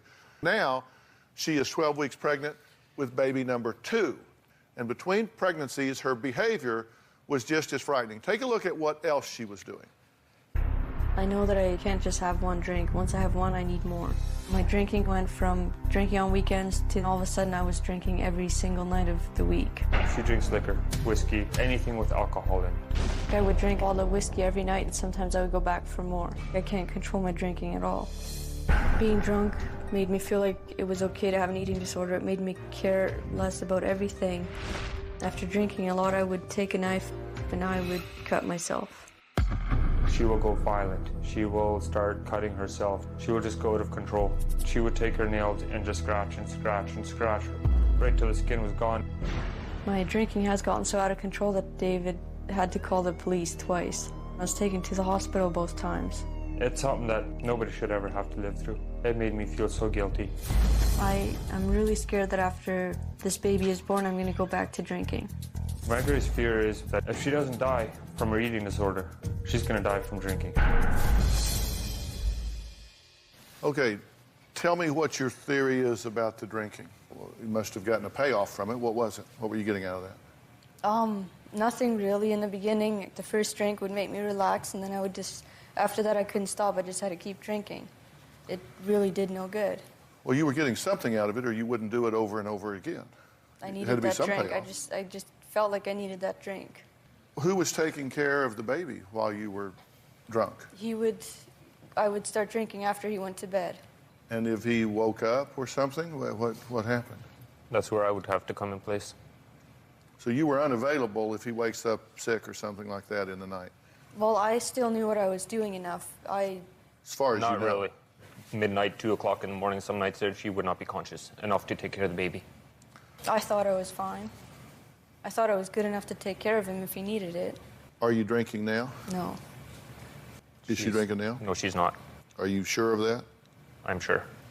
I never, before, I would see receipts from the alcohol getting delivered, laying around on the table, or I would see an empty bottle laying around or a half bottle in the fridge, or even though she would be hiding it, I know how she acts when she's had too much or when she's been drinking. She will start acting like a total different person as soon as she's drinking, and now she is always acting normal as if she hasn't been drinking anything. But why did you call 911? Baby was asleep. She was going out of control. Out of control how? She was physically attacking me and slapping me, trying to punch me. There was nothing I could do. She wanted more food. She wanted more alcohol. And the baby was asleep. And she was cursing and swearing at me. There was no way I was going to go wake the baby and take her to the hospital myself and let my little child see this happen. So what do you say about that? That you're so out of control, he has to call 911 to get you out of the house because the baby's going to be traumatized if he has to wake the baby up to take you somewhere. I can't believe that I did that. I can't believe that it got that far. But did it? Yeah. So you're saying I can't believe it in retrospect, but you believe it did happen? I believe it happened, yeah. And after the police came, you started to scratch the skin off your body? Yeah. Where? How did you do it? I was in the ambulance and I was really mad at everybody and myself. So I was looking for something in the ambulance to try and cut or something that had nothing, so I scratched. And where did you scratch yourself? On the chest here. Uh-huh. And do you realize that that is, again, irrational behavior? Mm-hmm. So there's an absence of rationality here in many of your decisions. There was a couple times where two times I had to call 911 on her. Mm-hmm. One time, the second time was she was so intoxicated, she said, "I dare you to call 911." Well, she was out of control again. I had no other choice. The first time the police didn't come. The second time the police did show up. And she was so out of control, and that when they took her to the hospital, she was cursing and swearing at the nurses. She was swinging, trying to punch the nurses, trying to keep them down, and they had to strap her down and keep her tied down all night in the bed. Mm-hmm. Where she See, it seems like we're talking about a different person here. I get like that when I drink. So you change, you evolve. She's a devolve. Totally different person when she's sober, and that's a problem. I figured if we had to call 911 on her twice, the doctors would look at her and say, well, this is enough. She needs treatment. She needs to go either rehab. She needs to get some kind of help from somewhere. Mm-hmm. That maybe, I figured that maybe enough's enough. So in the morning, after she's sobered up, they had a suicidal person come in, take tests of her, and After it's all done, they're like, no, she's not suicidal anymore. Doctors threw it off. Okay, she can go home. And it happened every single time. Every time we went to the hospital, a couple times I took her there myself, a couple times the ambulance took her there, and every single time. In the morning, she's sobered up, she can go home. And this is with a baby in the house? Yes. What do you think about that? I think it's devastating. I think it's terrible. All right, coming up, their first son was not breathing when he was born. What David is worried about with this next child. We'll be right back.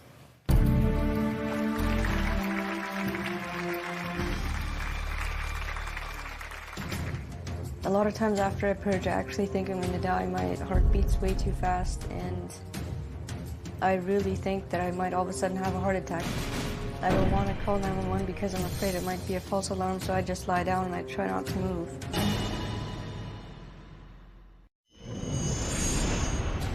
I think I'm harming my unborn baby. It's just very selfish of me to be doing that. I feel guilty for hurting everybody. I feel helpless. I feel very guilty that I can't make her stop.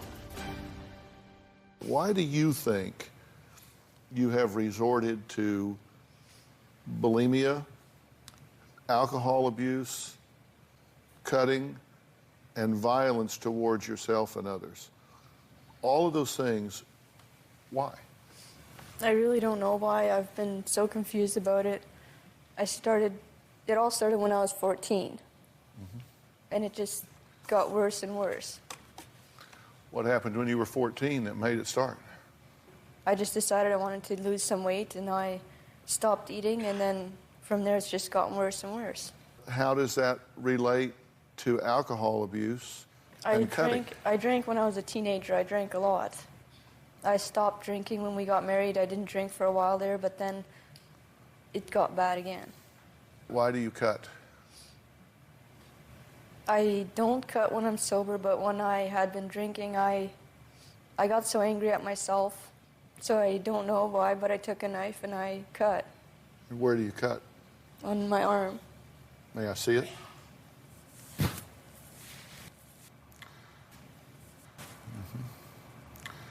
So you've cut more than once? Yes. You don't like your thoughts either, do you? So what do you think? What do you think that upsets you so much?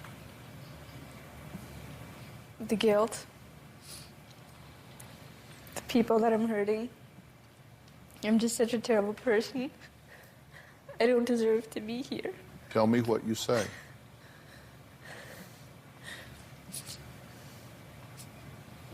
I just hate me. I didn't say tell me what you think. I said tell me what you say. You say it to yourself over and over. What do you say? You're a loser. You're a terrible mom. You're a terrible wife. I don't deserve the family that I have. Lisa, you were molested earlier in your life. You ever talk to yourself about that? I didn't let myself think about it for a very long time. Since we got married, since having Tobias, and he's growing up, I think about it all the time. What do you think? He's so little, he's so innocent. How could anybody do that? But they did it to you when you were a child, and you're thinking about it all again. You feel very alone with all of this, do you not? You feel alone with your bulimia. You started doing it, but pretty soon it started doing you, didn't it? At this point, to be completely honest, you couldn't stop if you wanted to. I've tried everything. And you're medicating yourself with alcohol, and you're treating yourself with cutting. You understand, you get into this anxiety storm in your brain, and it actually is a neurological storm in your brain. And if you cut yourself, then that is such a powerful and noxious stimulus that it breaks you out of that. That's why you say the anxiety dissipates. You get a physical pain, you get a physical sensation that is so powerful it overtakes the neurological storm you're in for anxiety, and it feels like relief. But that's not treating it. Now, you understand, when you did this before and had a child, he was born not breathing. That was terrible.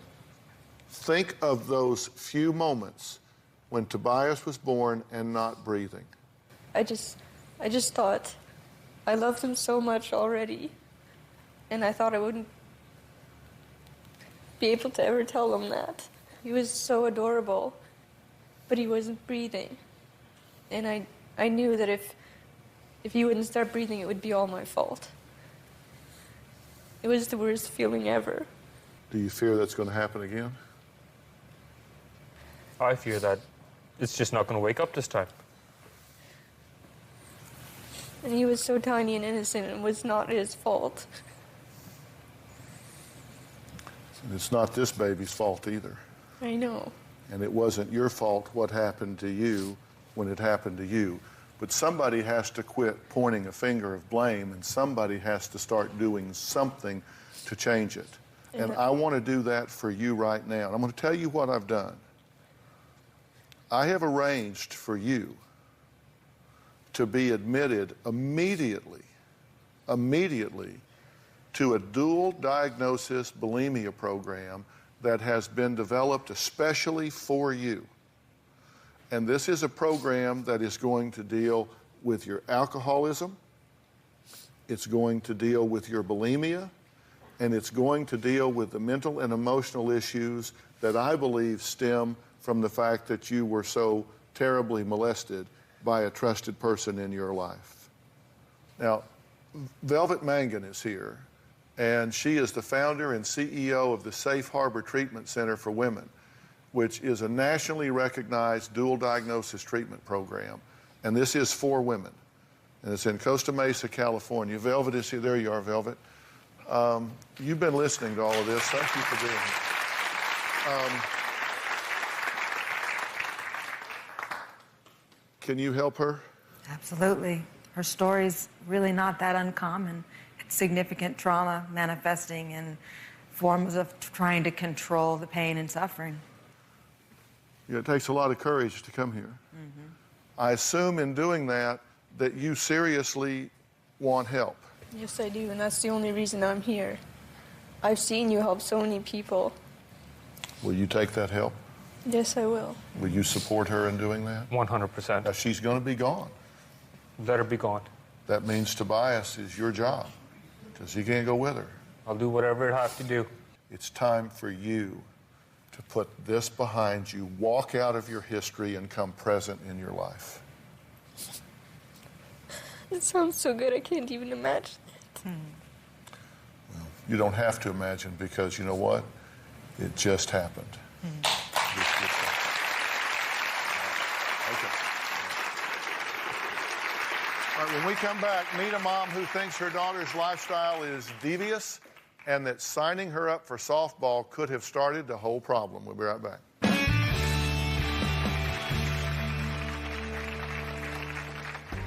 I confronted Doreen. I denied it because I was scared. I was afraid. The thought of her lifestyle makes me sick to my stomach.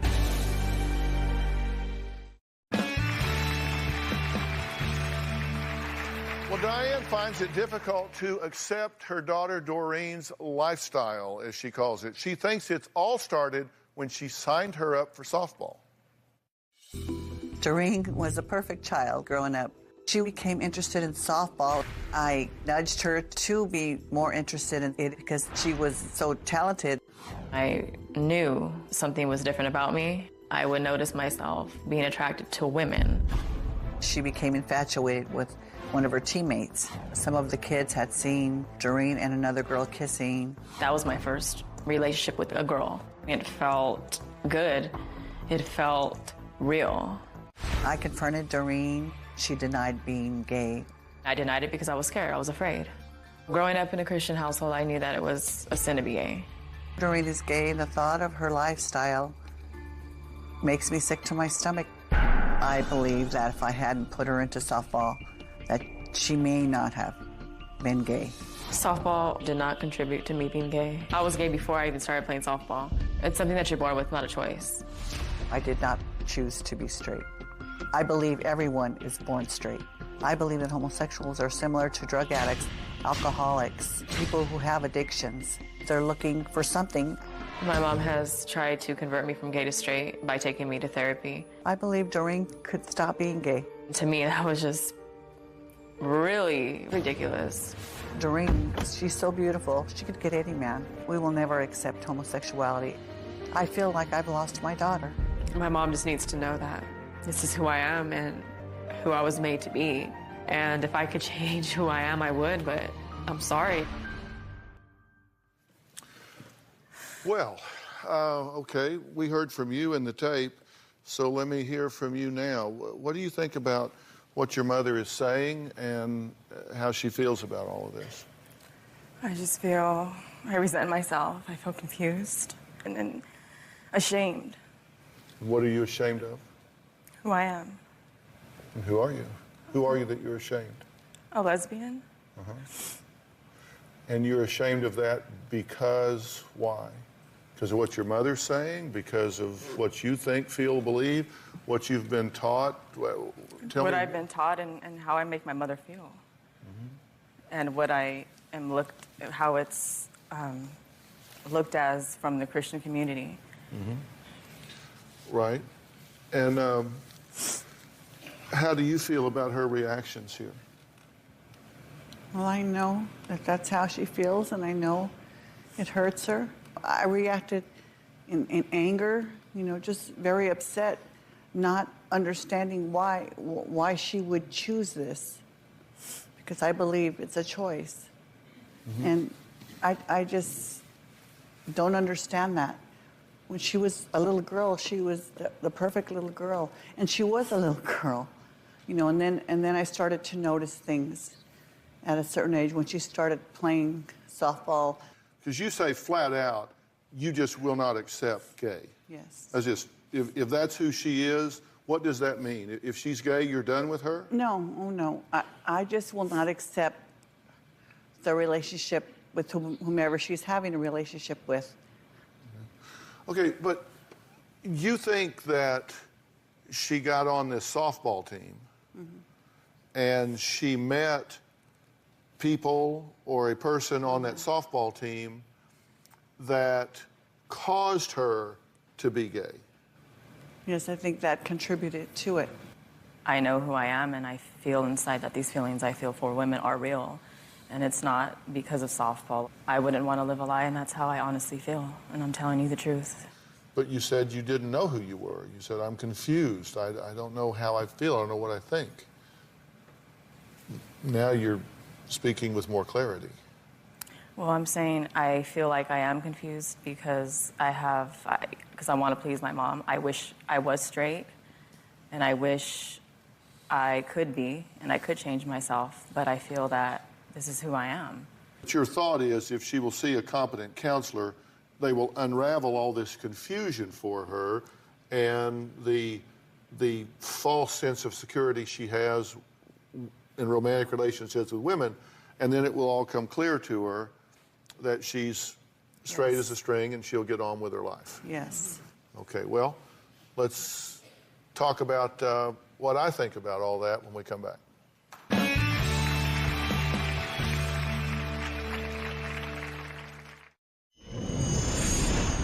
It's frustrating that my mom doesn't approve me being gay. I start asking myself, why am I here? And I told my mom, I said, I wish you would have known that I was gonna be gay when I was born, so you could have aborted me. I wouldn't be here. And to put you through this. Well, we're back with Diane, who says she does not accept the fact that her daughter Doreen is gay and will not accept the fact that she is gay.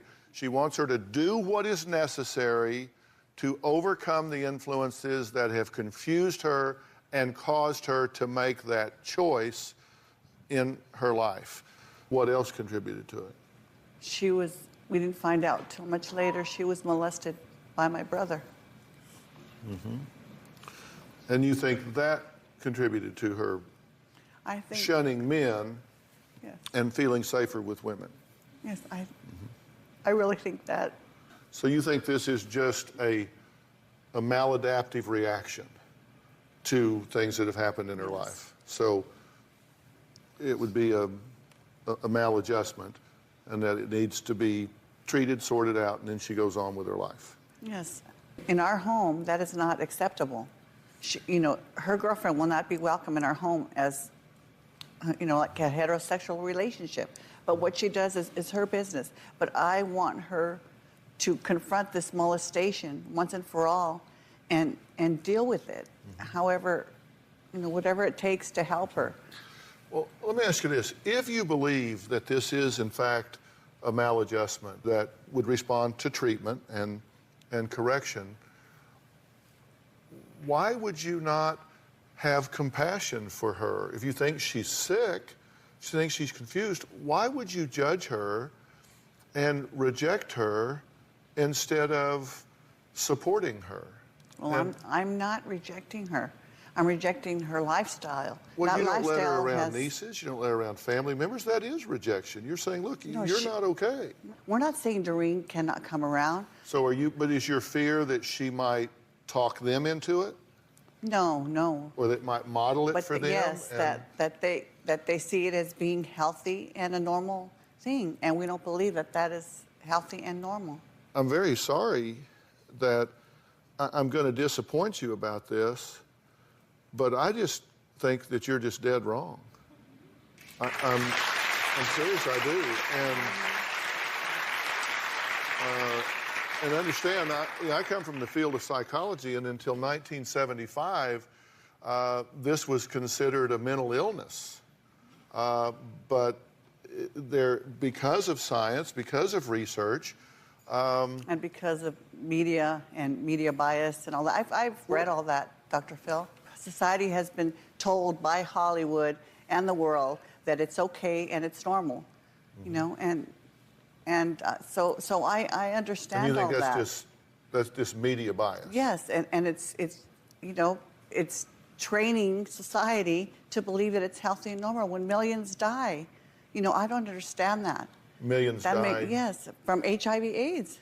Well, let me be clear about one thing you're saying, because up until 1975, homosexuality was considered to be a disorder. And in 1975, there was a groundbreaking statement by the American Psychological Association that said homosexuality per se implies that no impairment in judgment, reliability, or general social or vocational capabilities, and that mental health professionals should take the lead in removing the stigma of mental illness long associated with homosexual orientation. And, that term, even homosexual, which was used at that time, is not really an accepted term in this day and time, but I read it because I want to be accurate with what they said. I just believe in my God-given conscience that that's not what God intended. I mean, you know what, it's going to happen, but to me, just because a lot of people do it doesn't make it right. I understand that, and believe me, listen, I am very much Christian, and I respect your religious beliefs. I also believe that if you look at what we now know, that to just blatantly say this is not a normal thing for her to do is ignoring a vast body of information and research that I think that you should take into account. What if asking her to deny who she is and pursue a romantic relationship with a man, what if that is unnatural to her, as if we were going to take you and put you in therapy with the goal of having you have romantic feelings towards women? That can is you not even my imagine? intention. But can No. you even imagine that? No. You would feel like a complete fraud, would you not? If you did it. I guess you could say yes, but there are ex-homosexuals who have done that. So, that's I see that as proof that it is a choice. Yeah, I don't believe there's any such thing as ex-gay. I think they may have thought they were at some point and then determined that they weren't, and that's fine. I think you've got to meet yourself where you are. And I think where you are this is an unambiguous reality for you, correct? And to try to get you to behave otherwise would be what? Difficult? Devastating. Yeah, to deny who you are. All right, let's take a break. Everybody take a deep breath. Next, we're going to talk to Doreen's girlfriend. She says she's been called a lot of names. We'll be right back.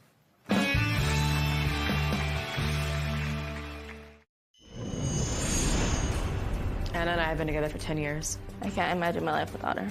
My mom doesn't support my relationship with Anna.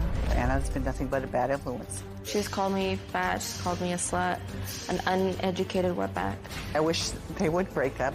I would like my daughter back. Recently, Anna and I got engaged. I have not told my family that I'm engaged. I'm afraid that if I tell them, they may disown me. Diane needs to know that we are going to be together forever, and she needs to get over it. Now, Anna says Diane shouts nasty names at her. This is Anna, is that true? Yes. What does she say to you? She calls me fat, a slut, a whore, a chamba. She's called me worse. Yes, I have called you worse. But I also wrote you a letter, an apology letter, a few weeks ago, apologizing. About a couple of weeks ago, before we were going to be on the show. Yeah. I never, ever went to confront her or hurt her or say anything bad to her. You're lying. Whatever, you used to go to my house all the time. It was between me and Doreen. If Doreen and I were texting, and then I would get a text and it would be Anna. I never, ever went out of my way to attack her because it's her business. She would go to my parents' restaurant all the time and tell my mom stuff. I'm sorry, what are you saying? I'm sorry.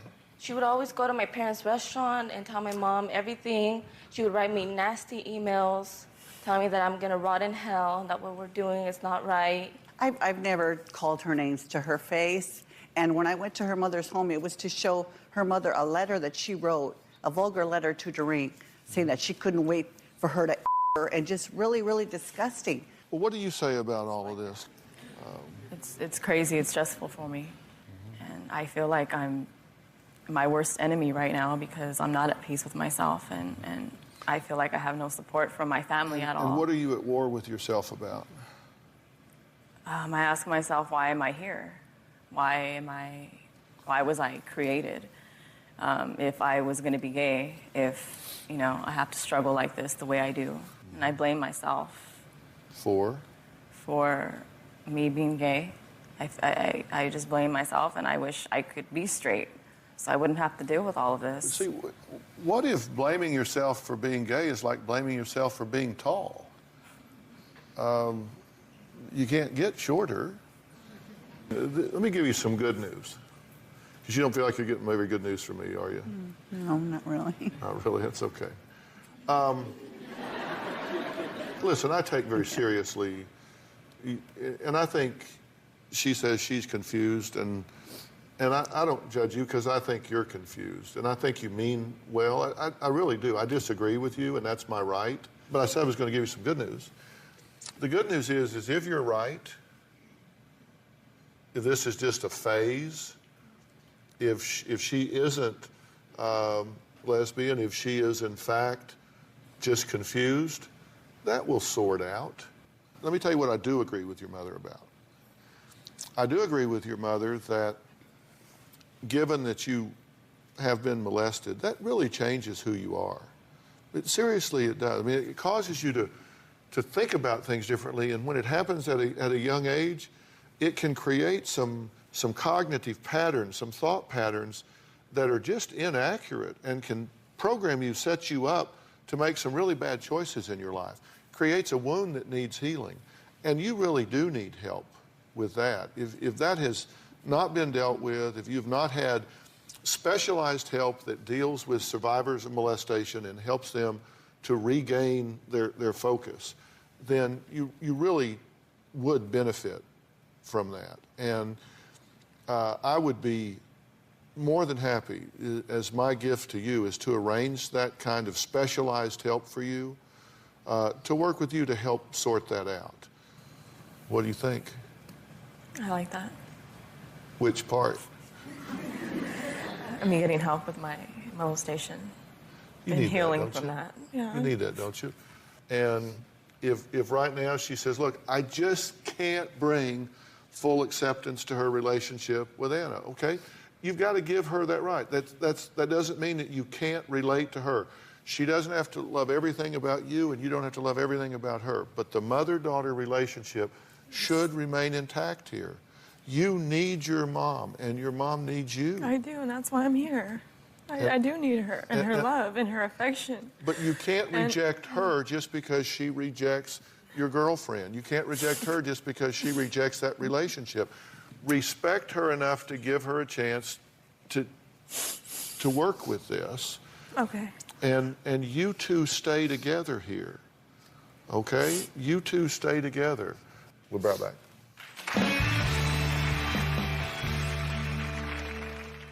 I want to thank all of our guests today, especially Velvet Mangan, founder of Safe Harbor Treatment Center for Women in Costa Mesa, California. Go to drphil.com where you can find so much more about this, including a section where moms can share their own revelations.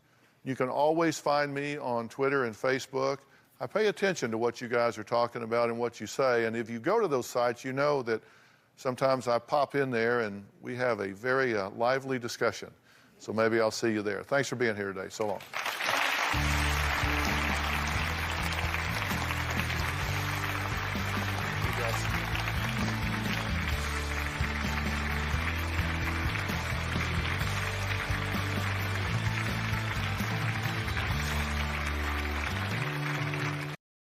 Today on Dr. Phil. She's fallen for a man she's never met. To help Eric, I sold my house. You sold your house? I had given a lot of money to Eric. I didn't even keep track.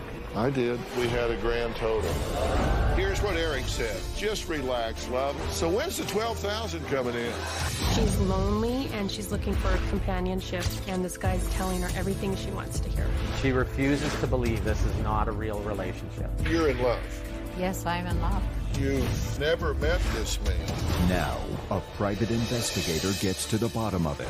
You will not believe what he found. If he's not for real, would you want to know it? We found the man who goes with the picture. Let's do it. Have a good show, everybody. Here we go. I hate to see people suffering, and you've heard long enough. Stand by, Dr. Phil. I'm going to get you the help that you need. In 5, 4, This is going to be a changing day in your life. Go, Dr. Phil.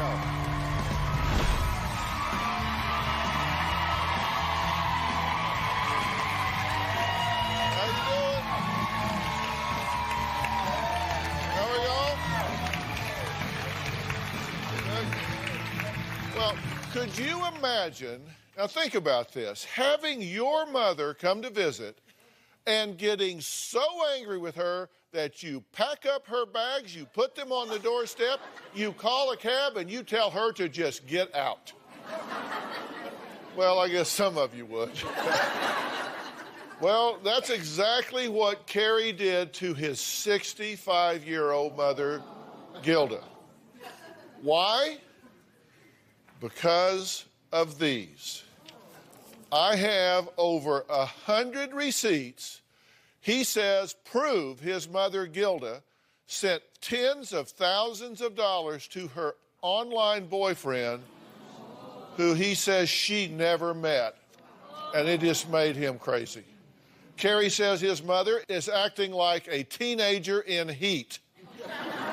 Said she is always huddled in the corner of the room, texting her boyfriend, telling lies about what she's doing and where she's going, and even sent her boyfriend topless photos.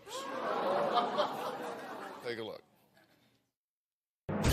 When my father passed away 4 years ago, my mother was debt-free and the house was paid off. After a couple years, my mom was lonely, so she started going on these dating websites. At first, my mother was scammed for $2,500. We thought she learned a lesson the first time, but everything changed after she met Eric Lane. He's got a construction site, and that's really all I know about him. My mother has never spoken with Eric Lane on the phone, just texting. I'm definitely convinced he's a scammer.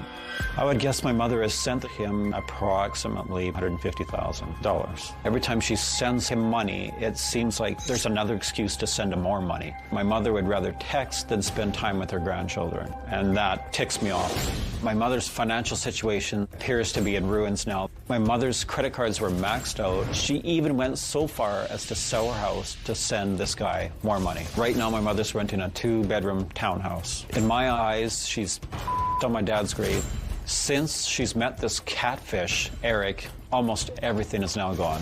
If my mother can't stop seeing this scammer, I don't want her to be around her grandkids. Well, Carrie's wife, Linda, says her mother-in-law even cut short spending time with her grandchildren so she could run to the bank and send money to her boyfriend. We actually warned Gilda about going on to dating sites because we heard that there were a lot of scams out there. We found out Gilda was sending money when Carrie's brother Paul logged onto her computer. We found all these transactions in an email. We felt shocked. She's lonely and she's looking for companionship, and this guy's telling her everything she wants to hear. Eric claimed that he was from Ohio, but he almost immediately told Gilda that he had to go to the UK for work. I believe that she's being catfished. Can you get the box for Mommy, Sienna? We don't want her around our kids when she's constantly texting this person. It's distracting, and she's not paying attention to the kids at all. I told Gilda to take my kids' pictures off her Facebook page if she was going to be involved with what we thought was a scammer. I was concerned that my kids would be kidnapped or used in some way to get more money from her. My children are close to Gilda, and she is a good grandmother, but something has to change. My children miss their grandmother, and we want her back. You describe her as being head over heels in love here. It appears that way. I mean, this is your mother. Right, I know you're used to thinking about her with your dad and all of that kind of stuff. Are you just overreacting to the fact that there might be a new man in her life? Well, man that she's never met. All we know is that she's texted him, never talked to him on the phone, you know, no computer video chat. Just texting is it. Kind of like puppy love, I mean, like infatuation. A 14-year-old girl in heat. You say she hides her cell phone in her bra? She did that once when I caught her. She was texting downstairs, playing with the grandkids, I think, and I came downstairs and she put it down her top. Carrie and Linda are not the only family members upset with Gilda. Her other son, Paul, says he has actually shown his mother proof that Eric is a scammer, but she just doesn't want to hear it. Take a look at this, and then we'll add him to the conversation. My mother and I are very close. I talk to her almost daily. It haunts me to this day because I encouraged Mom to go online to find someone else to date. I pleaded with my mom to look for somebody who is more compatible because this guy was at least 20 years younger than my mother. Some of the conversations were of a sexual nature, which I think my mom was embarrassed about. These sexual comments just forced her to be isolated because she was so ashamed of showing anybody. She refuses to believe this is not a real relationship. We need someone to prove to Mom that this guy is not real. All right, well, joining us is Carrie's brother, Paul, who's on Polycom. Paul, thanks for being here. You say this is like she's on drugs. She's so hooked on this. It's almost like a drug addiction, yes. And we just simply do not know what to do. She says, look, Dr. Phil, my sons are just wrong. And her handsome, online, younger boyfriend, Eric, is not an imposter. He is real, and he is her future. Because her heart tells her that this is for real. And the heart just doesn't lie. A couple of days after I signed up for Match.com, I replied to a message from Eric Lane. He is a successful businessman, a successful interior designer. He had been divorced for 5 years, and he had one son in college in London. It wasn't long before I felt a relationship going on. He was more forward than I was. It's exciting and it's mesmerizing being in a relationship. He's saying, yes, baby, I love you. Love, are you okay? We made concrete plans funds to meet on 3 separate occasions, and there was always an obstacle that came up that he couldn't make it. He's given several reasons why he can't get out of London. He had to pay his hotel bill and couldn't get his passport until he did. He frequently says, "I'll be home to you soon." I've never physically met Eric face to face. Eric has been asking me for money. "Baby, are you sending the funds today?" And I said, "Honey, I need money and prayers, love." And he says, "So you don't want to help me?" He needed money for hospital bills. He needed processing fees to cash his foreign checks. Then they took his passport. He had to pay his hotel bill. He wanted an iPhone and a computer for his son. Every time I was asked for money, it scared me. I had lots of warnings, a lot of people saying this could be a romance scam. It felt real to me. The largest sum I ever sent at one time was $18,000. I think it could add up to $100,000. To help Eric, I sold my house. The plan is when he can get out of London, we'll buy a house together and get married. It would be a dream come true to be married to Eric. I love him and I think he's real. Now, it's good to meet you. Nice to meet you too. Did I hear you say you sold your house? Yes, I just did. You I just sold my house. Okay. And you sold it because you needed money? I sold it because I needed money. Yes, I had given a lot of money to Eric. But you're in love. Yes, I'm in love. You've known him now, you've been in contact with him for 1 year and 3 months, right? That's right. Okay, and you shared with us some of the text messages to give us a feel for who he is, Yes. right? Because he apparently is hugely in love with you. Yes.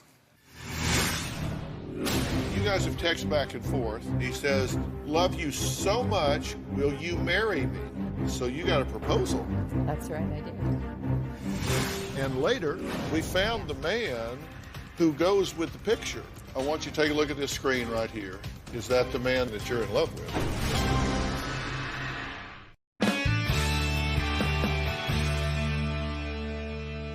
You guys have texted back and forth, and here's one. Eric says, "I want to spend the rest of my life with you, and I want to hold you and kiss you and make love to you and wake up beside you every morning for the rest of my life." That's nice to hear. Yes, it is. You responded, "I so want that too, love." You call him love? Yes, I do. And he says, "I think it would be better if you allow your sexy..." Put your fingers in your ears. Yeah. Your sexy ass to get spanked. Gilda says, "Well, I've been waiting for this sexy man to be here so I can say, 'I'm yours, love. Thanks for your patience.'" He says, "Love you so much, will you marry me?" And you say, "I will marry you, love. I love you with all of my heart." That's right. So you got a proposal. That's right, I did. And you accepted. I did after talking for, well, practically every day. And here's what you know about him, because I kind of summarized it so I would know what you know about him. His name's Eric Lane. Right. Right? He's age 52. Gave you his home address.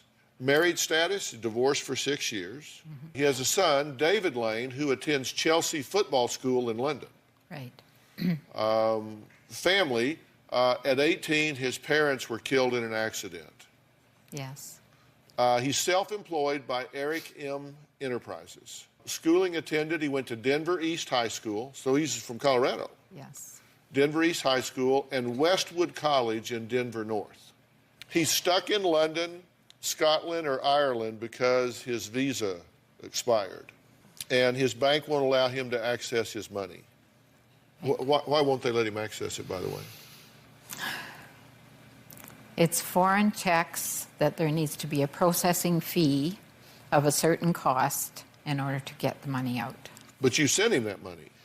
I did. The money was for many different things. There's a reason that Eric needed money. And I made a list, and these, again, just bottom line. I know there's a story behind each one. To invest in a business, to pay his hotel bill, to pay his hospital bill, gifts for his son's school tuition. Just 1 month. Airline tickets. Yes.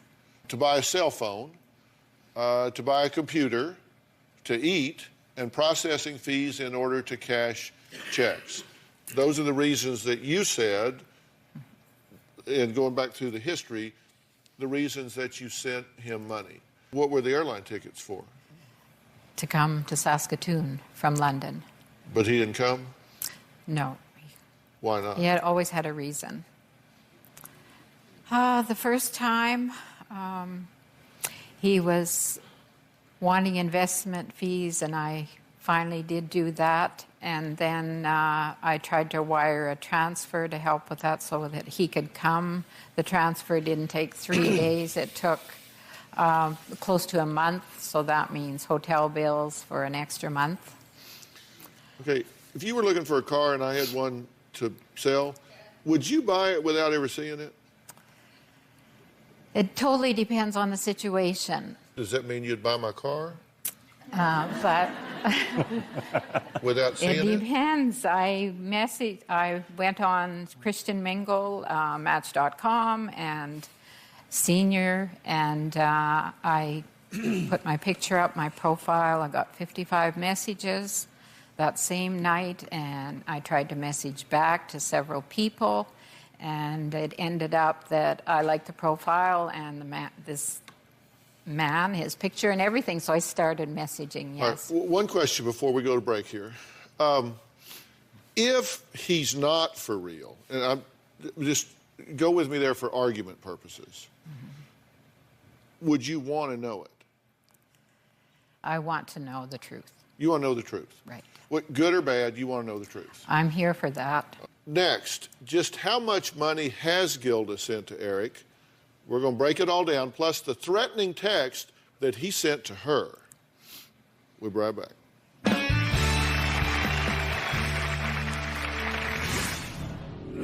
She meets Eric July 7th. That same month, she sends $10,988. I didn't even keep track. I did. And later, I can't show these publicly because we don't know who this is. But these are some of the people that you've been sending money to for him. When my husband died, I felt comfortable with the finances I had. I took some money out of my pension fund to help Eric. I pretty well maxed out. I feel very stressed. I feel concerned. I say lots of prayers every day. Eric said he'd pay me back, that he would sell his house and buy one, and we would have a future. Well, our Twitter wall is really buzzing about Gilda, who admits to being in love with a man that she has never physically met. Her sons, Carrie and Paul, and Carrie's wife, Linda, all think she is being taken for a very expensive ride by a catfish, a scammer. If you'd like to join the discussion, you can tweet me now at #catfish. Now, Gilda admits to sending money to her online boyfriend, Eric, who is currently stuck in London after his visa expired and they took his passport. Let's look at some of the text between Gilda and Eric about money. Here's what Eric said. Love, it seems the wire transfer will take forever before it gets here. Gilda, I am so angry about it, I can't even think what to do anymore. I love you so much. Eric, love you more, baby. Gilda, I have done all I can except sell my home, love. For you, I would. Eric, no, love, I would never ask you to do such a thing.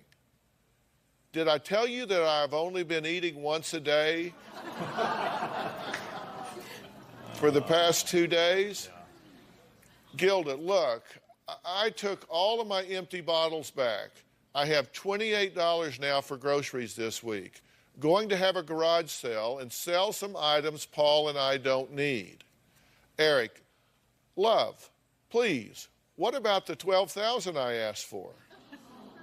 Gilda, honey, I'm at the end of my lifeline. I am almost destitute too. There's a small pension fund left. Eric, please pull the money out and I will pay back. I need $12,000.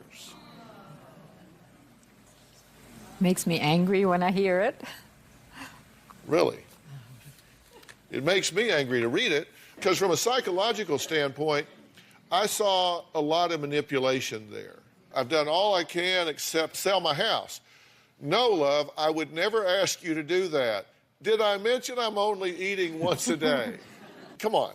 All right, Gilda says, I took back empty bottles. You're turning in bottles for the refund? Got $28 for groceries the whole week. Going to have a garage sale. What about the $12,000 I asked you for? You just said I got $28 to eat on for the week. And he says, yeah, I get it. What about the 12 grand I need? You said, look, I'm sorry, all I've got is a small pension fund left. Please pull that money out. I need the $12,000. When you look at it all together in context, is that of concern to you? Yes, it is. I'm so glad. Okay, now, there's more. Okay, this is where Eric threatens your mother. Gilda, should I sell my home and bring you back? What if you're not happy and leave? Then I'll be in deep trouble. You'll have your home, your assets, and mine may be gone. Eric, ha, ha, ha. Have a good life, okay? Bye. And you will never hear from me again. Bye. Then you said, what do you mean, love? This is mean and hurts. Eric, no, you hurt me. You just broke my heart.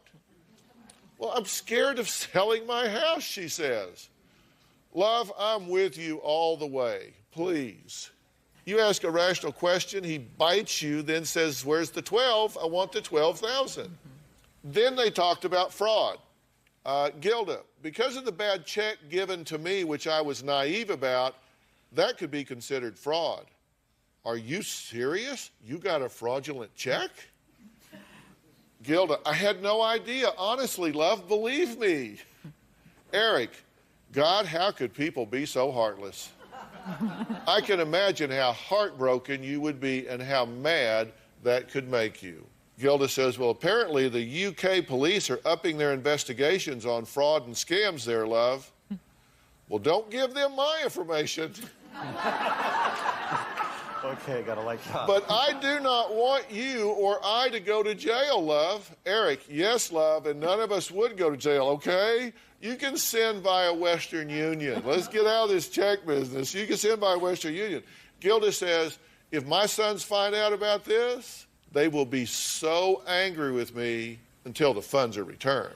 Just relax, love, okay? So when's the 12,000 coming in? Really? Said that way, it sounds different. Let me be sure I've done my math right here. Okay, she meets Eric July 7th, right? Okay, that same month she sends $10,988 in the first month. Now you've only known this boy less than a month, and you sent him $10,988. I didn't even keep track. I did. What do you think of that? We're just talking about a couple of weeks. I'm not shocked. I feel... Okay, that's July. Okay, August, second month.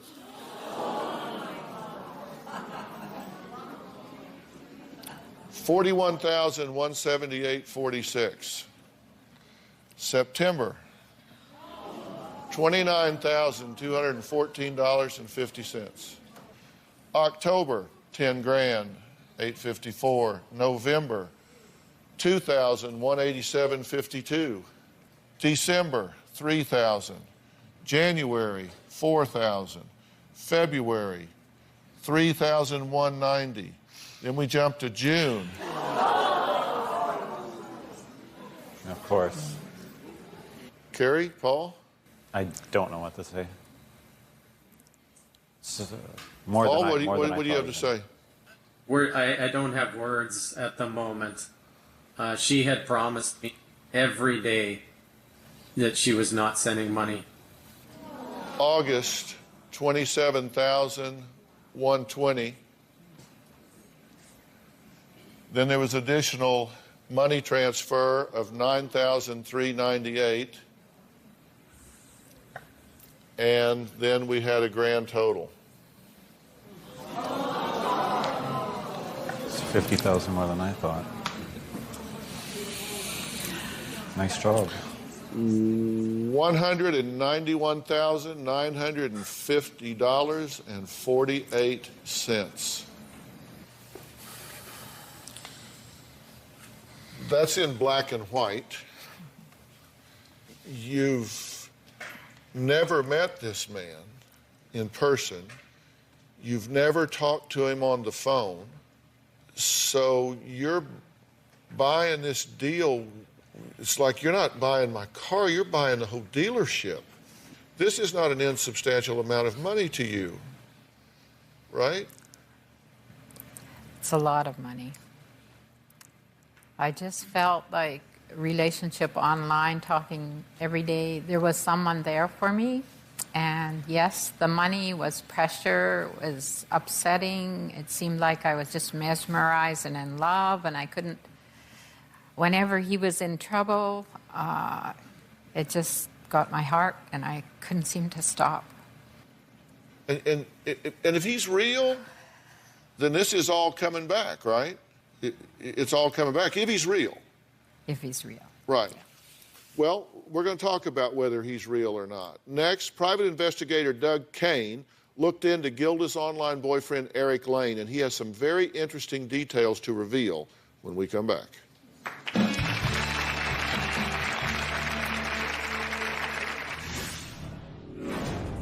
I can't show these publicly because we don't know who this is. But these are some of the people that you've been sending money to for him.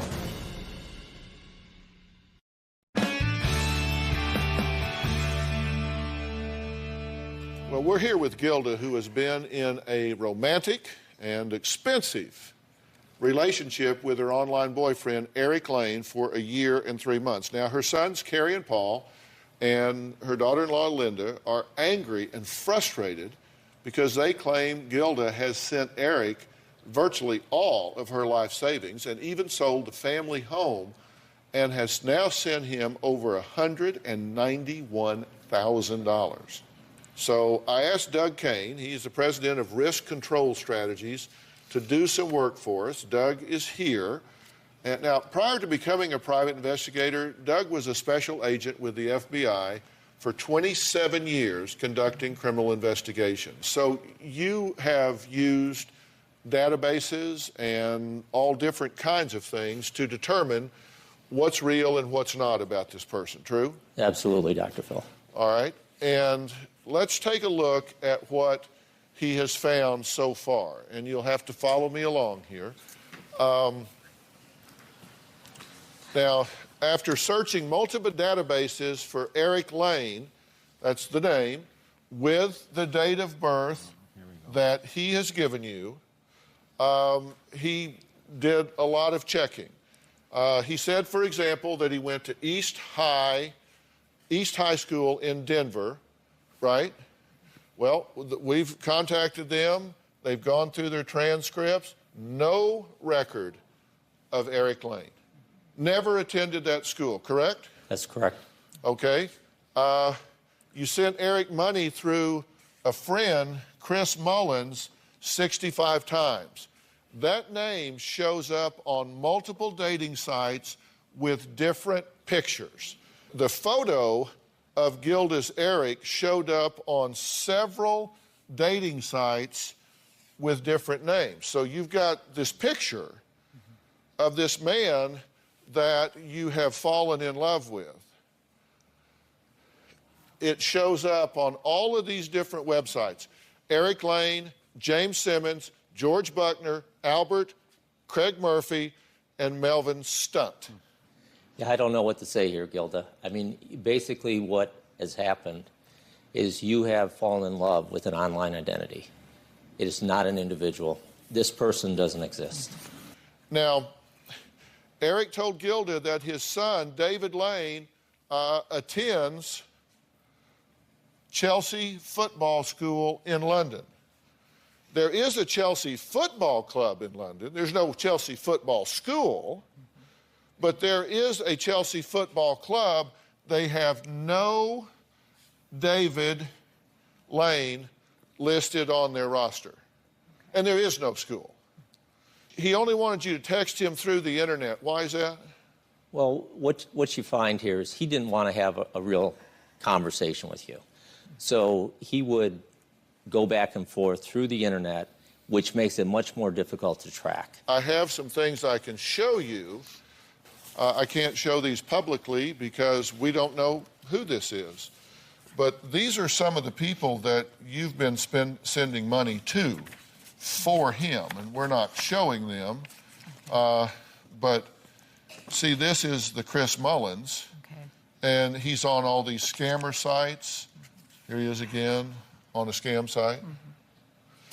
So tell me what's your reaction to what I've said so far. I wanted the truth, and I know my sons warned me and everybody warned me, but I just wanted to know for sure. Well, I don't want you to have any doubts. We're going to take a break. Eric gave Gilda his home address in Ohio. So naturally, Doug Kane checked that out. You will not believe what he found. Don't even get up and go to the bathroom. You're not going to believe what he found out. We'll be right back.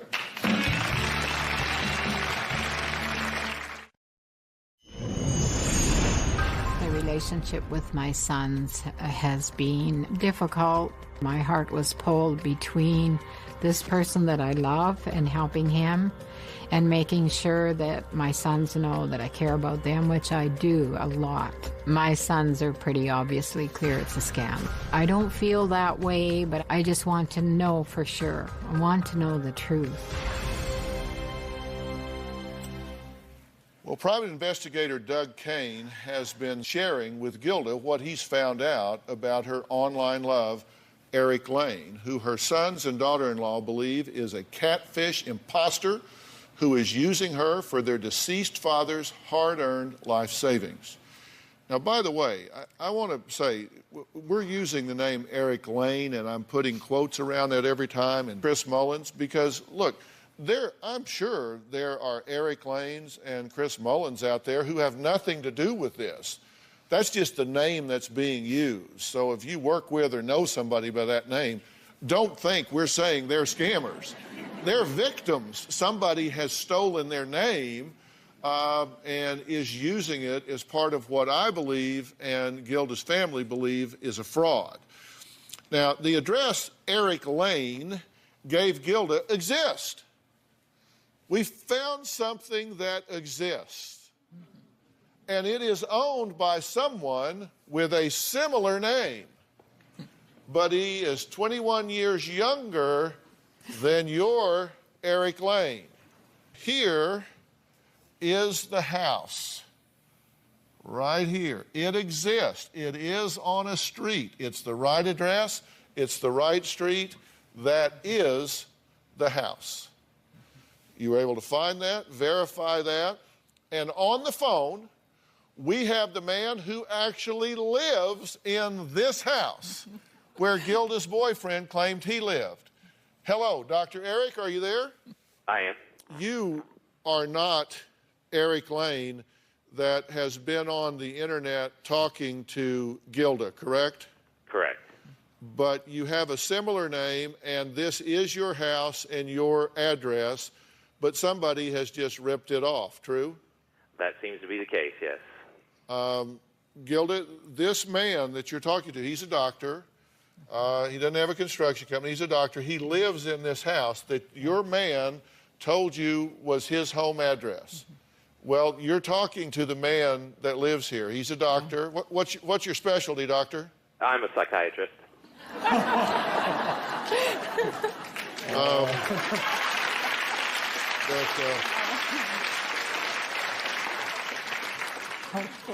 That irony is not lost here. I'm sure.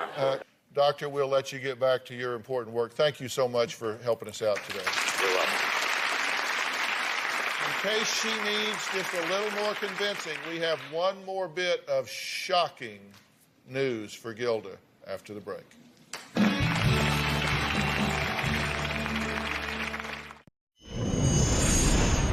I've only seen Eric on webcam at the very beginning of the relationship a few times.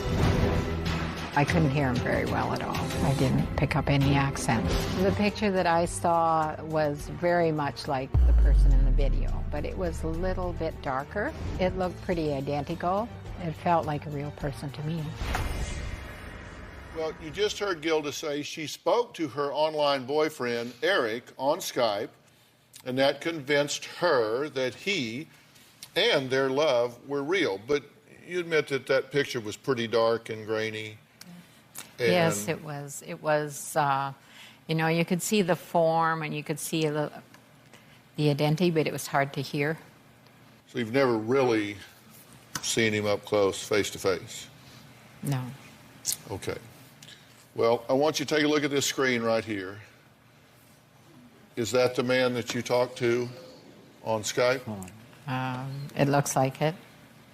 Well, that certainly is the man that you're in love with. Yes, that's right. Your family said he didn't exist. He wasn't real. Now this is all confusing me.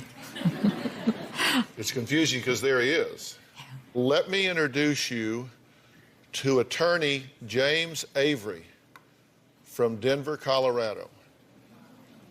James, hello.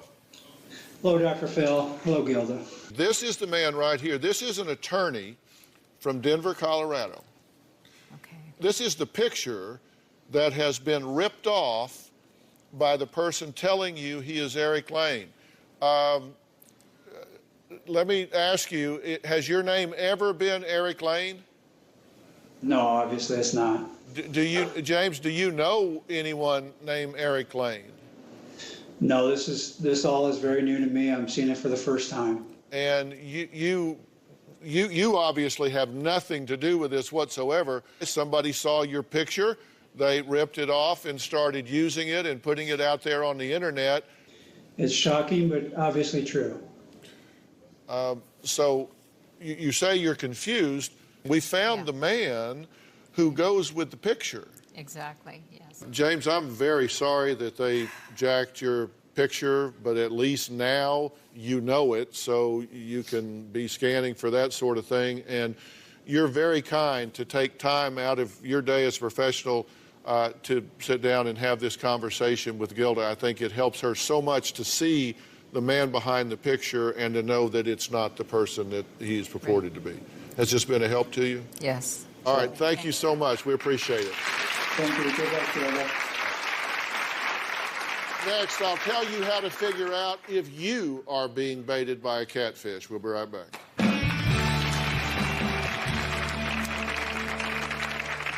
Well, I'm back with Gilda and her family, and all of them are in a bit of shock right now. I think you guys are in shock at the number. More than I thought. Yeah. It's more than you thought, but you knew it was bad. Paul, I know it's more than you thought, but you knew we were talking about 6 figures here. And Gilda, yes, we've shared a lot of information with you. I'll tell you why this is so important to me, is you clearly deserve to have a relationship. You clearly deserve to have someone to share your life with. And whoever is doing this has stolen 15 months of your life. And when you could have been meeting and going through the normal evolution and finding someone that you could share experiences with in your life. And that's the tragedy. He's taken your money. He's taken your time. He's broken your heart. But are you glad to know the truth?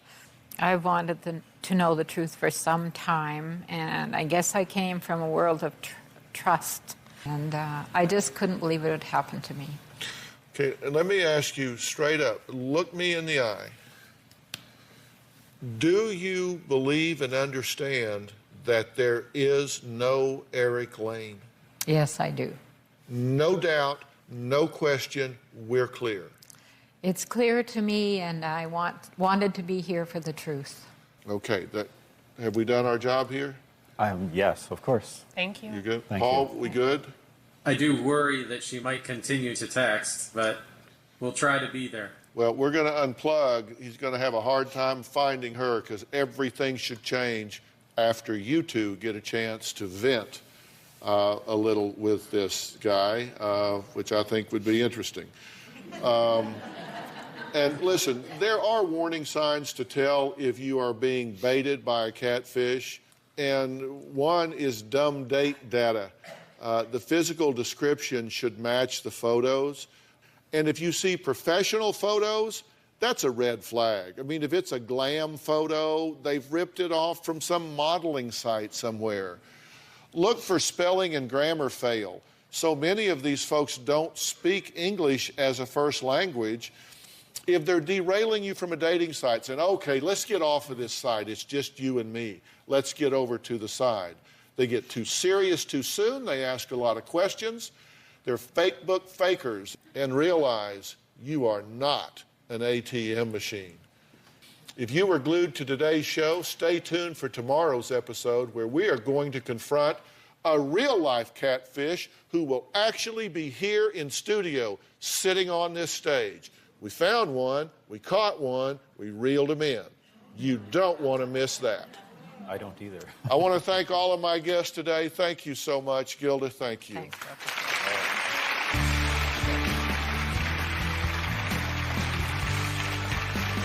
Great job. Thank you.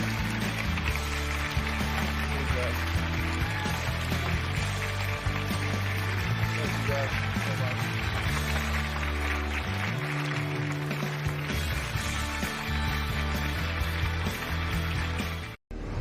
Today on Dr. Phil, abducted as children, He had you chained to the bed. Yes, he sexually abused and raped me. held captive, There were leaves all over the house. It's everywhere. All over the walls. He said if I was hungry, I had to eat a dead squirrel. now in a daytime exclusive, You've remained silent for 20 years. their shocking stories. I heard the toilet flush and running water. At that time, I knew he was killing my brother in the bathroom. John wanted to take a picture of me like I was dead, so then the cops would stop looking for me. I never thought that I was getting out. We're going to take you inside the underground dungeon where Katie was held captive. She could scream, but we couldn't hear her because she was 10 foot underground. I knew that I had to survive, no matter what. Some of you might remember this little girl. Her name is Katie Beers. 20 years ago, her face was plastered all over the news, and a nationwide manhunt ensued after she vanished into thin air. Her picture appeared on every major newscast. Her story was updated hourly. Days went by. Hope started to fade until police made the shocking discovery. It was a story that sent chills down the spine of a nation. It was just 2 days before her 10th birthday on a cold December day in 1992 when little Katie Beers went missing. She was last seen with John Esposito, who later claimed that Katie vanished from his sight at a Long Island arcade. The last time I seen her, I gave her $5 and she was walking toward a machine. Okay, we're gonna go into the woods. Katie's godmother told reporters she received a phone call from the little girl screaming that a man had kidnapped her.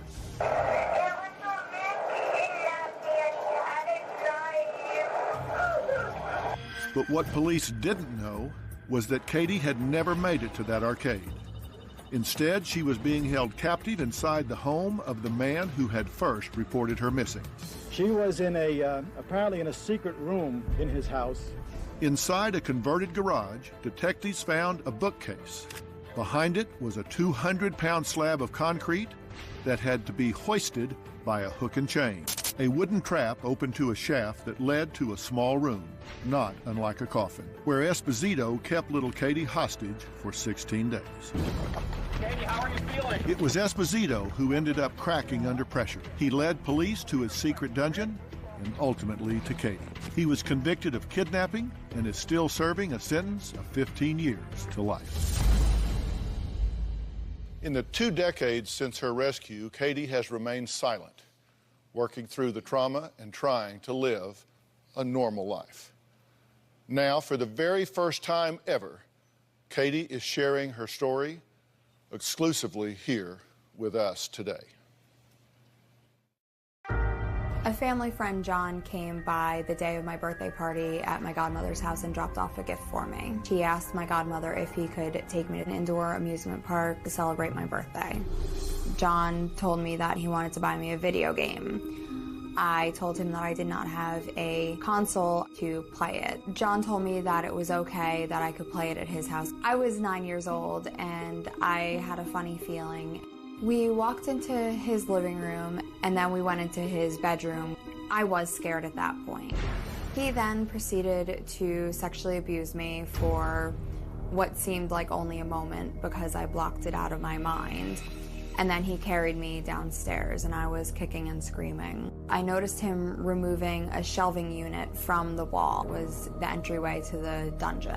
There was a toilet that was not attached to anything that had a black garbage bag in it. It was dark, cold, and sometimes wet. John told me that he wanted me to record "There is a man with a knife," and oh my God, here he comes.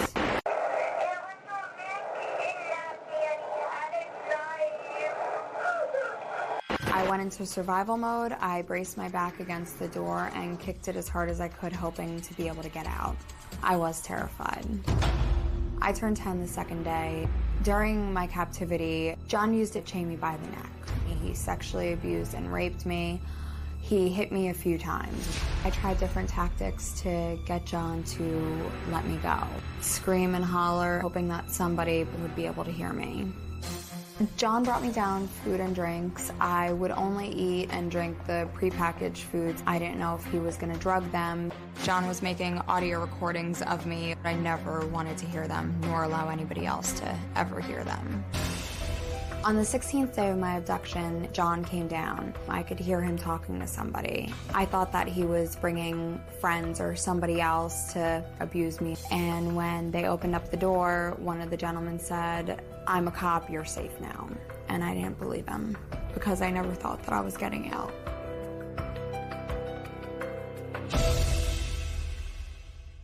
Katie, you've remained silent for 20 years. Yes. My question for you is why you've decided to talk. Why now? Why here? Why with me?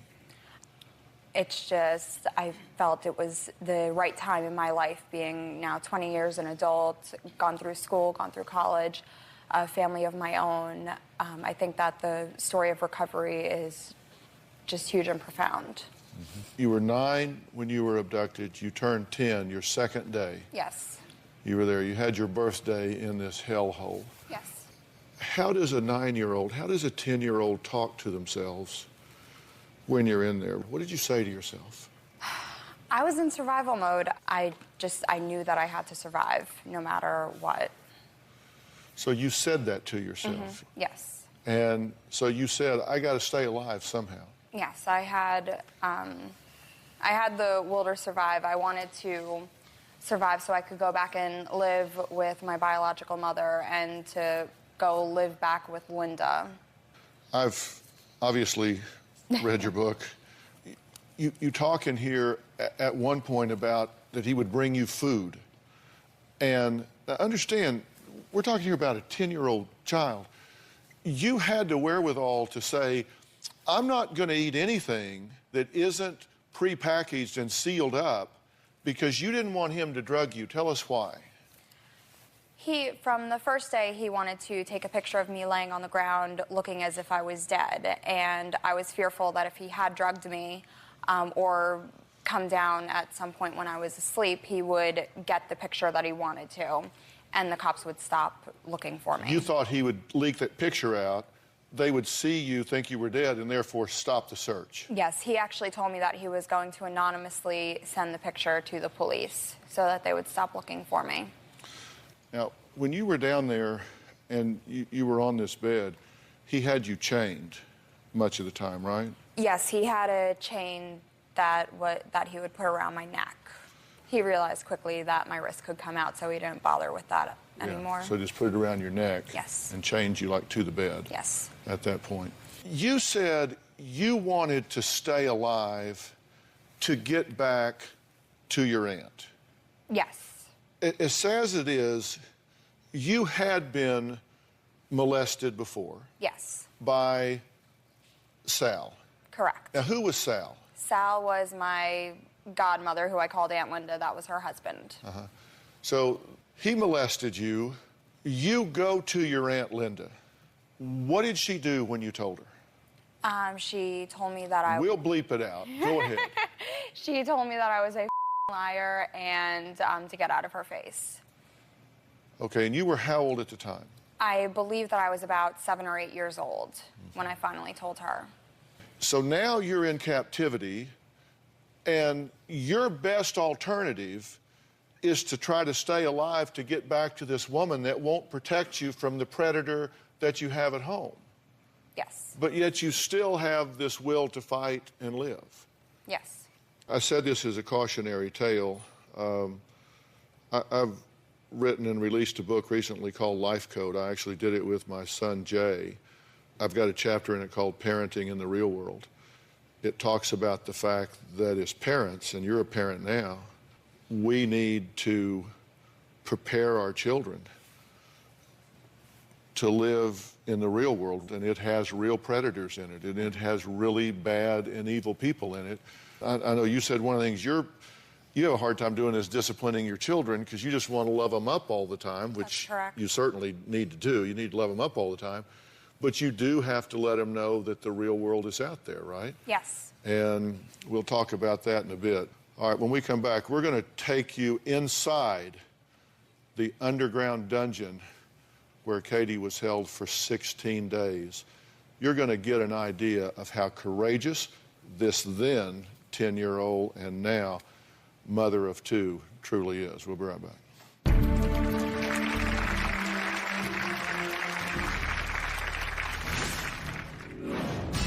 Now you are seeing a concrete cover.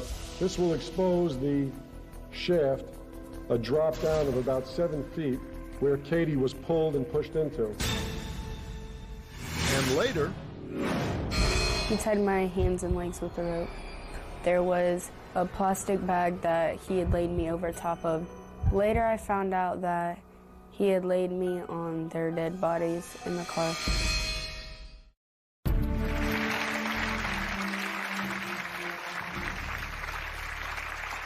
It's been 20 years since her infamous kidnapping and rescue. And as you saw, Katie Beers has decided she is finally ready to tell her story. She's telling it for the first time here. Now, the police gave a tour of the underground bunker that Katie's captor held her in. Take a look. Each and every time he went to this room, and this wheel is taken, and now you can roll that entire wall unit forward. You roll the underlayment foam back. Now you are seeing a concrete cover, and concealed above in this hanger system is another hook. This come-along he kept in the garage. There's a little cutout handle that allows you to reach in and pull up the plywood cover. This will expose the shaft, a drop down of about 7 feet where Katie was pulled and pushed into. The only way you could get through it is on your stomach or on your back. The original dimensions of the room were described, I think, 6 foot by 7 foot by 6 foot high. But Katie didn't have free roam of that room. Within that room was a suspended box. Occasionally, when he let her out of the box, she could get to this part with him present. But very often, of course, she couldn't hold herself and she relieved herself underneath the TV. The only light that she had was the television. That was her contact with the outside world. Had Mr. Esposito not come forth, I don't think we ever would have found Katie. Well, former FBI profiler and NBC criminal analyst Clint Van Zandt was the FBI agent assigned to Katie's case. Now, Clint was one of the first, if not the first, to enter the bunker after Katie's rescue. This is the first time you've gotten to meet Clint. That is correct, yes. How does it feel to put a face with a name? It's interesting and surreal. Yeah.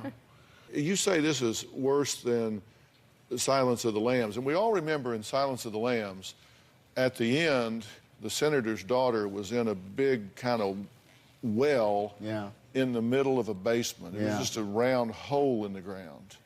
This was so much more. This was so diabolical. I mean, this was something in this man's demented mind that he had built, labored secretly at nights, building this under his house, and said that it was only going to be for Katie. You were somehow his perfect victim, but you were tough. You blew that idea of a perfect victim. We've created an animation that shows the sophistication of this bunker in 3D. And maybe you can walk us through this. Sure. This starts with the bookcase being pulled out. Yeah, you walk into this area and you pull the carpet back, you pull the tile back. There's a 200-pound weight that you have to crank up. Then you drop down this shaft 6 feet till you fall into this underground chamber that was completely soundproof to the outside world. There was a quasi-chemical toilet that was down there. There was the bed that Katie was chained to. There was the television in the corner. And my recollection was you had the ability to see outside, to see in the yard, kind of one way, see or hear through closed circuit. The closed-circuit TV was on the exterior of the room that I spent most of the day in, so I would be able to see the true outside world when he would come down. You talk about, Dr. Phil, a silent scream. Katie could see law enforcement, FBI, police outside. She could scream, but we couldn't hear her because she was 10 foot underground. Here's a picture of the bunker being raised out by a crane. They're taking it out, ultimately. How long had you known this guy? All my life. So he had been around a long time. Yes. Yeah, we're going to talk about that when we come back. So what were Esposito's plans for Katie? If he hadn't cracked under pressure, what did he want to do with her long term? More of my exclusive interview with Katie when we come back.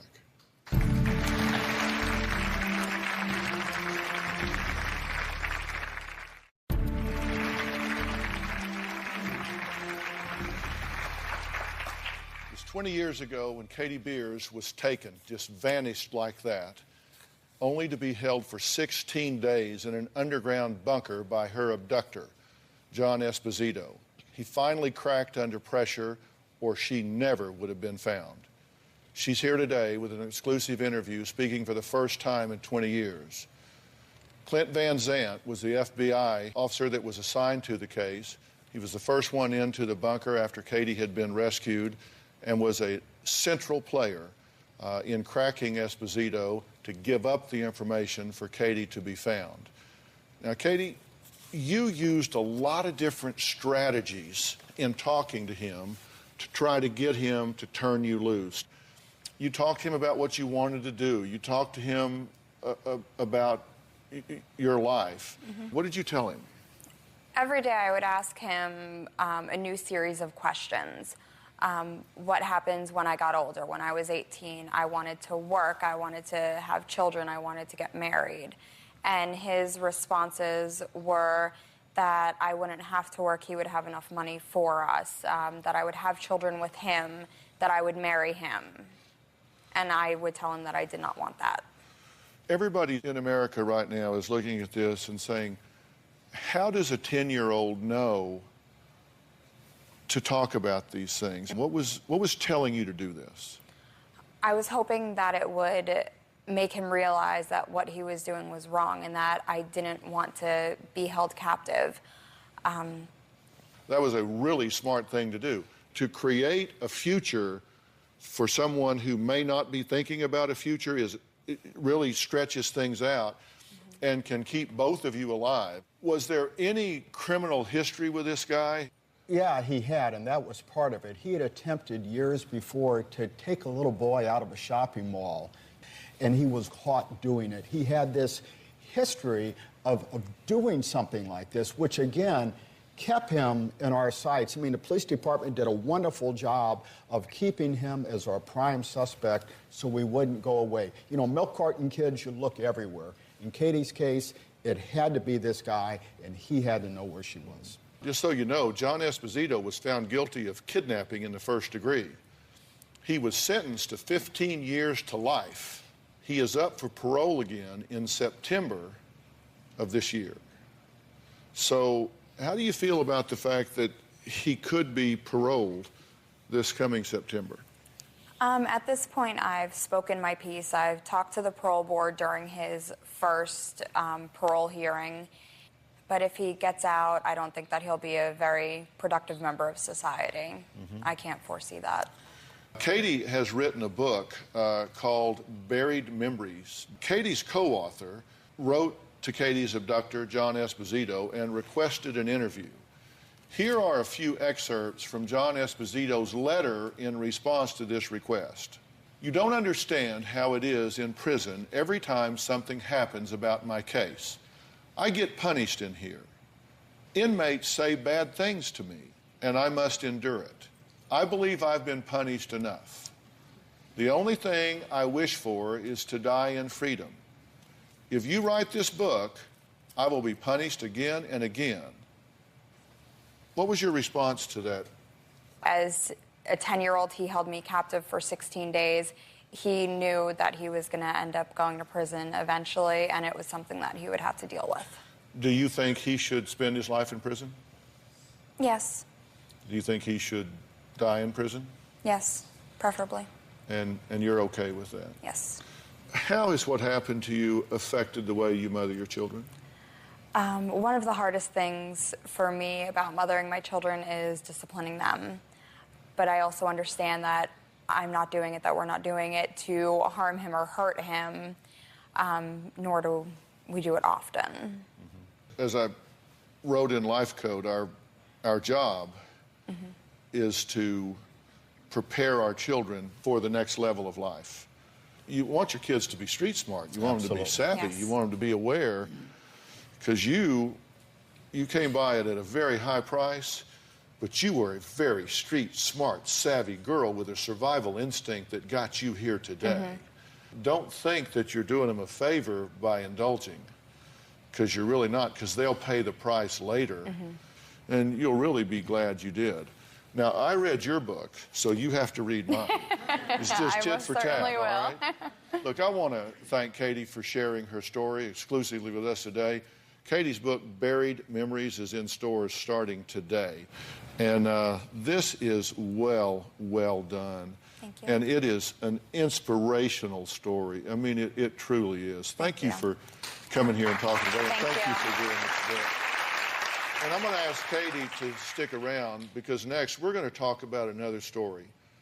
2 years ago, the disappearance of 4 people led to an unimaginable sequence of events. Murder, kidnapping, and a horrific obsession with leaves and trees. Sound bizarre? Well, when we come back, the little girl who survived it all is here to tell her story, and I want her to know, Katie. We'll be right back.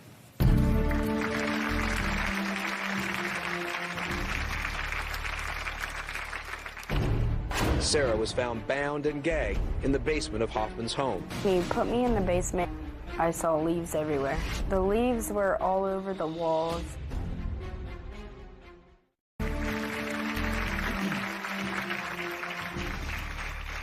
Well, in the fall of 2010, what started out as the disappearance of 4 people quickly turned to a horrific story of murder, abduction, and a killer with a bizarre obsession with leaves and trees. We continue to follow breaking news this afternoon. 4 people, including Tina Herman, her children Cody and Sarah, and a family friend, Stephanie Sprang, mysteriously disappeared. It did look like there was some sort of violence that occurred. The blood evidence in the house revealed 3 separate violent attacks and showed the victims were dragged to the bathroom. One man is in custody today accused of kidnapping Sarah Maynard. We have located and rescued 13-year-old Sarah Maynard. Sarah was found bound and gagged in the basement of Hoffman's home. A SWAT team rescued the girl and arrested Hoffman. In the end, Hoffman does cooperate. Well, deep in the woods behind me is where deputies found the 3 bodies. They were in trash bags placed inside a hollow tree. The discovery was so gruesome, even the sheriff was shocked. My entire law enforcement career, I have never experienced something like this. Well, today, in a daytime exclusive, Sarah, now 15, is here to tell her story of survival and how she made it out of this horrifying ordeal alive.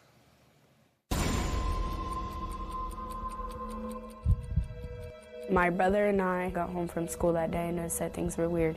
When I started to take my shoes off, I looked down and saw blood.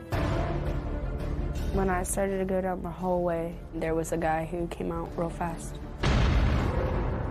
I got to the phone and dialed 911, but I didn't hit talk because I thought that if I called 911 that he'd kill me. He got out his knife and cut me on my finger. There was already blood on the knife that he had in his hand. I saw blood everywhere. There was blood on the walls, all over the floor. That is the moment when I began to think he killed my mom. He tied my hands and legs with a rope and then put me in the kitchen. At that time, I knew he was killing my brother in the bathroom because I heard the toilet flush and then I heard running water. He told me to sit up so he could blindfold me and gag me. He had put me in the back seat of my mom's friend's Jeep. There was a plastic bag that he had laid me over top of. Later, I found out that he had laid me on their dead bodies in the car.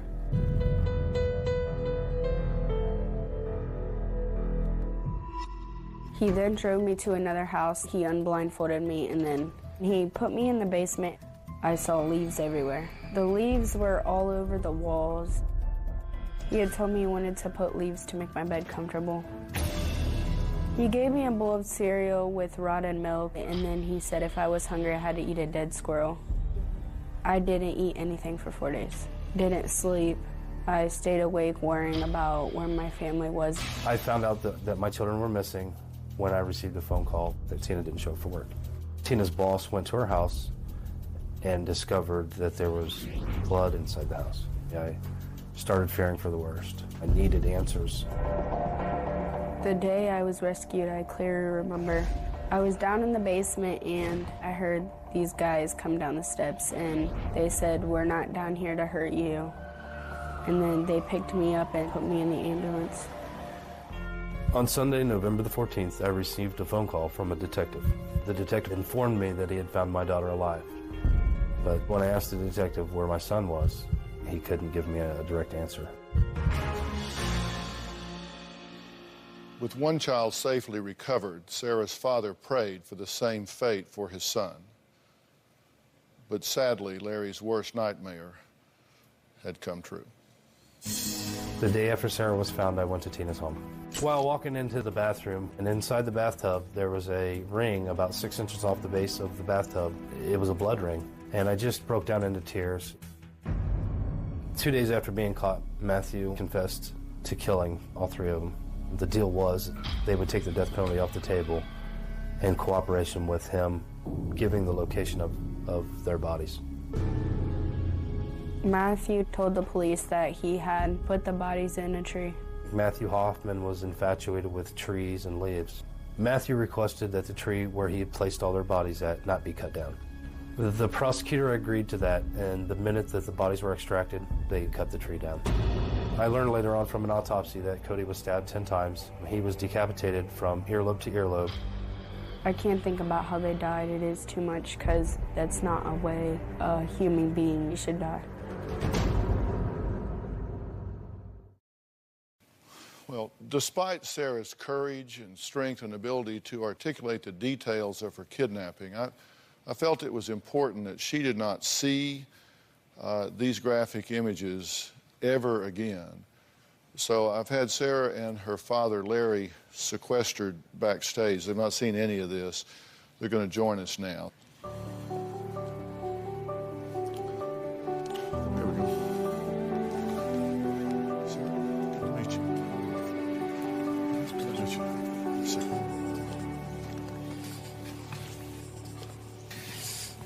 Thank you. It's been 2 years.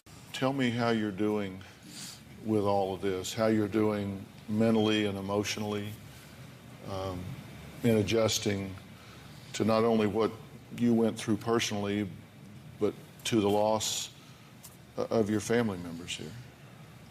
I'm doing good. I just try not to think about it every day, even though it's hard to move on, like not having a mom or a brother, but you still gotta be strong and just live through it. And how are you doing with all of this? I mean, it's just not natural for parents to bury their children. It's the greatest loss of all. I mean, you know, as far as, your heart being completely broke, it's like the worst that you could ever imagine. How did this come about? Why do you think you were targeted here? Why your family? There were some officers that said that Matthew might have been infatuated with my daughter. He might have seen her somewhere or something, just like a predator. Did he talk to you? Why do you think he kept you alive? I think I just listened to everything he told me to do and just tried to stay positive, thinking that I would live through it, and just thinking about what had happened to them and just staying strong. He took you out of the house and took you to his house, right? And there were all of these leaves all over the house. Why? Why did he say they were in there? No reason. Have you cried about this? Has this been painful to you emotionally? What's been your reaction to it? It's been painful inside, but I haven't really showed any emotion. I don't really cry that much. Do you think that it's bad to cry, or that it's a weakness, or that it's somehow wrong to cry? No, I don't think it's wrong to cry. But you seem to fight it pretty hard. Have you been seeing anyone about this at all? Have you been in gotten any kind of help with this, with your feelings or anything? Yeah, I used to go to counseling. Was that helpful? It was. How do you think she's doing with all this?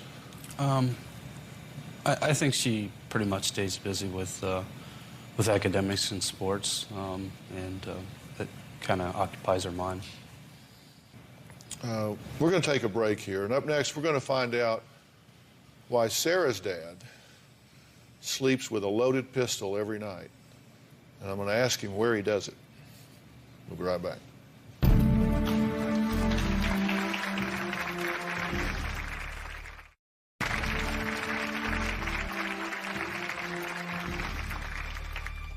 Two years ago, Sarah walked into her home and found herself in the middle of an unimaginable nightmare. Her mother and brother and a family friend were brutally murdered. Sarah was held captive on a bed of leaves by a killer who had a bizarre obsession for trees. When I had first brought Sarah home, she was very fearful that somebody was going to hurt her. She thought there was more than just Matthew involved, and she was scared that they were going to come after her and kill her. I enrolled Sarah in counseling the day after I'd brought her home. I didn't go back to school for 4 months. The kids were mean. They would tease me about being raped in leaves. Sarah still has nightmares, not as frequent, but every now and then she'll have a nightmare where I'll have to physically go and wake her up. I have a dog named Elsa. She used to be on the K9 team that was searching for my mom and my brother. My dog always sleeps with me every night, and if anybody were to come in our house, she'd attack them. I don't sleep in my bedroom in my bed anymore. I sleep in my recliner with a loaded gun. And the reason why I do that is so I can protect my family. I have this chair positioned where I can see both doors in my house. When I found out how my son was murdered, it shook me to the core of who I am. The only times I really cried is when they first died and their funeral. I try to let it not get to me. I get detached from it. I tell Sarah that there's one of two ways that she can handle this. She can let this destroy her life and ruin her, and which is exactly what Matthew Hoffman wants. Or she can use it as motivation and live life the way she wants to live it. You sleep with a gun every night. That's correct. I feel that I can best protect my family from my living room in my recliner with my loaded gun. Mm-hmm. Do you sleep? Not very much. A couple hours. Kind of in and out? Yeah. Yeah. How do you sleep at night? I have nightmares, but I sleep. What do you see in your nightmares? People chasing me, killing me, burning me. How long has it been since you've seen anyone professionally? Therapist, counselor? Probably about 6 months, maybe. About 6 to 8 months, yeah. Yeah. The two of you have written about this, and this can be very helpful to do this in a sense. The book is The Girl in the Leaves, and it's by Sarah and Larry. And I've studied this book just as I did your book, Katie. But there comes a time where you need to start looking at this in a different way, and you need to move in to a grief process in a very focused way for both of you. And you can provide some real leadership for your daughter here. The worst thing in the world you can do is to focus on the details of this. And those memories, it's part of the God's grace. Those memories will decay in your mind. And Sarah, let me introduce you to Katie Beers right here. Say hi. She's been through trauma like you have, but she's 18 years further down the road than you are.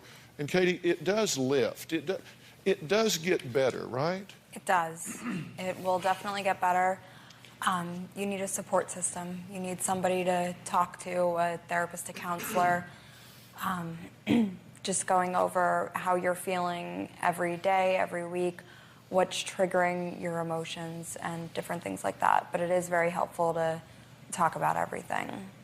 I want to introduce you to someone else. Dr. Lawless is the chairman of the Dr. Phil Advisory Board, and he's the director of the PNP Center in Dallas, which is a diagnostic and treatment center, and I believe is the foremost authority in the United States, if not the world, on post-traumatic stress disorder, people that have reactions after going through really severe trauma. I just want you to take care of you. It's not selfish to take care of you, and it's not weak to feel. I mean, you gotta do that. Sarah does have hopes. She does have dreams for the future. Through all of this, she's kept her eye on the ball. I want to talk about what her dreams are. I want to talk about what her hopes are. Because you got to be moving towards something. That's the thing she's doing that's really right. We'll talk about that when we come back.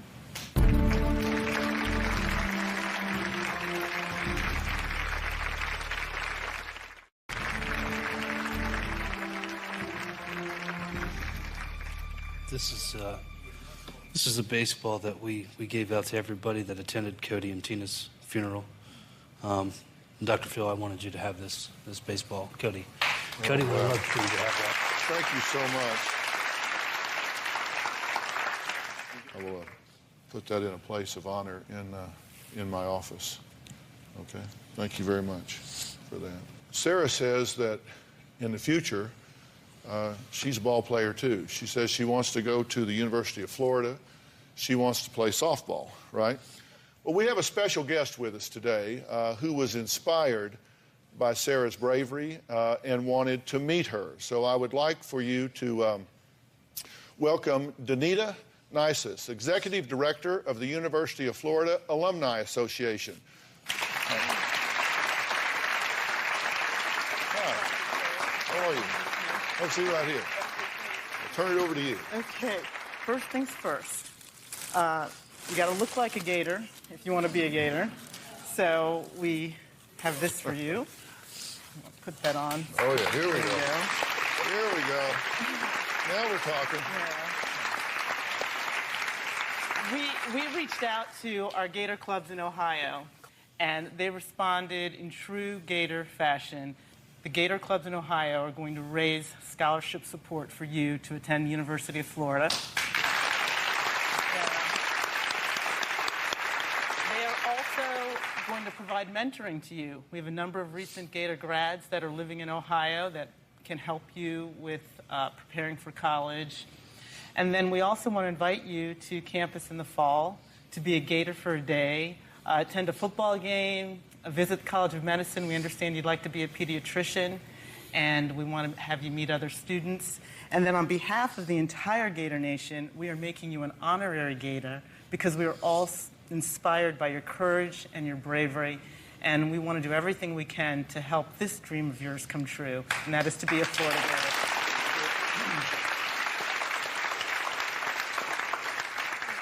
Thank you so much. Thank That you, is Dr. so Phil. wonderful. Thank you very much. All right. Sarah Larry and best-selling author Robert Scott have written a book called Girl in the Leaves. It's available in stores now, and everybody in the audience is going to get a copy. All right? Both of you.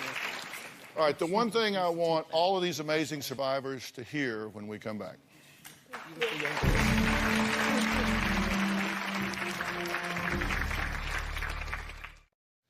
Listen, I just want to talk to every parent out there. You have to believe your children. When your children come to you and say, listen, something's not right in my life, somebody's bothering me, somebody is doing something that is making me feel funny, you have to believe them. It's what I call a false positive system. I would rather go investigate 1,000 situations where nothing is wrong than fail to investigate a single one where something is wrong. But you cannot do what happened in your situation, Katie. Get out of my face, I don't believe you. A special thanks to former FBI profiler Clint Van Zandt. Really, thank you so much. You made a difference here. Be sure to pick up copies of both of these books, Katie Beer's Buried Memories and Sarah and Larry Maynard's Girl in the Leaves. Both are in bookstores now. My new book, Life Code, The New Rules for Winning in the Real World. I'm very proud to say that my book is being published by my son Jay's publishing company, and right now it can only be purchased through their online bookstore, thebooknook.com. That's where it's available now in an exclusive pre-sale. It won't go on sale in bookstores until February 5th. And everybody in the audience is going home with a copy, so everybody here will have a copy. For more information on today's show, please go to drphil.com. Thanks so much. Thanks, guys.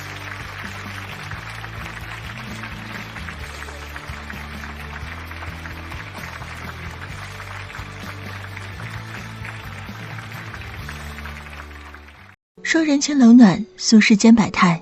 大家好，欢迎收听《翠花的秘密》。今天我要给大家分享一个故事。我真没想到，自家卡里的钱有一天居然会不翼而飞。我叫梅琴，和王刚结婚5年了。毕业时发现工作难找，于是两人一合计，决定做点小生意。初期两人没有经验，着实是赔了些钱。好在我们年轻又能吃苦，总算是熬出了头。这天，我想查查卡里的余额，看看这些钱能不能付个首付，这样我们有了孩子，上学什么的也方便。可当我看到那几个数字时，脑子差点没炸掉。我明明记得半个月前查看时还有20多万，现在却只剩下2000多了，这钱去哪儿了呢？这张卡的密码只有我和王刚知道。我怀疑地打量着王刚，直到他快被我看得发毛的时候，我才问：老公，家里的钱呢？你拿去干嘛了？王刚却无比真诚地看着我：钱放妈那儿了，那个给他放零钱通什么的，弄点利息。哦，对，给他弄点零花钱。他越说越顺溜，自个儿很认同地点了点头。我能信他说的这话吗？他大概没发现自己在说谎时总会看似真诚的表情对着我说话，眼睛不自觉地频繁转动。他在心虚，他在说谎。可是王刚为什么要说谎？钱真的在婆婆那儿吗？第二天，我拎着水果来到婆婆家，婆婆看到我脸上充满笑意，侧身让我进了门，自己去洗了个苹果递给我，便向我念叨起公公。婆婆和公公都是二婚，婆婆带着王刚，公公带着大哥。当时的人心眼少，也容易满足，总想找个人有个伴儿一起过日子。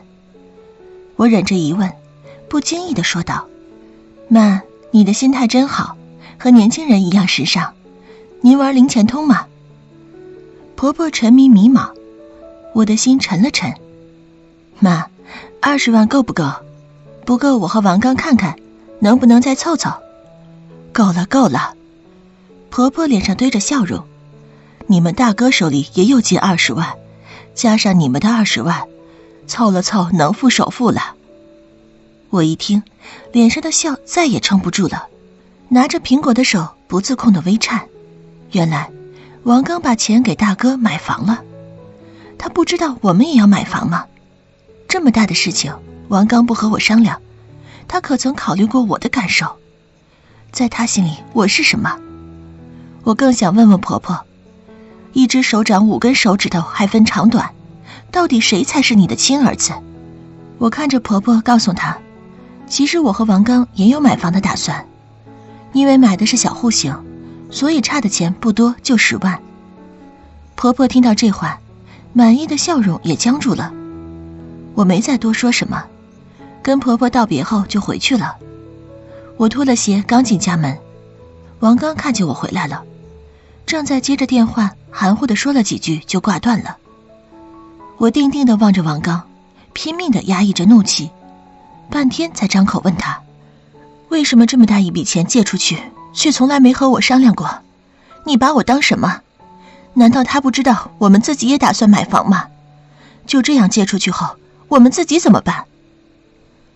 他憋了半天，才闷闷地憋出句话，告诉你，你能同意？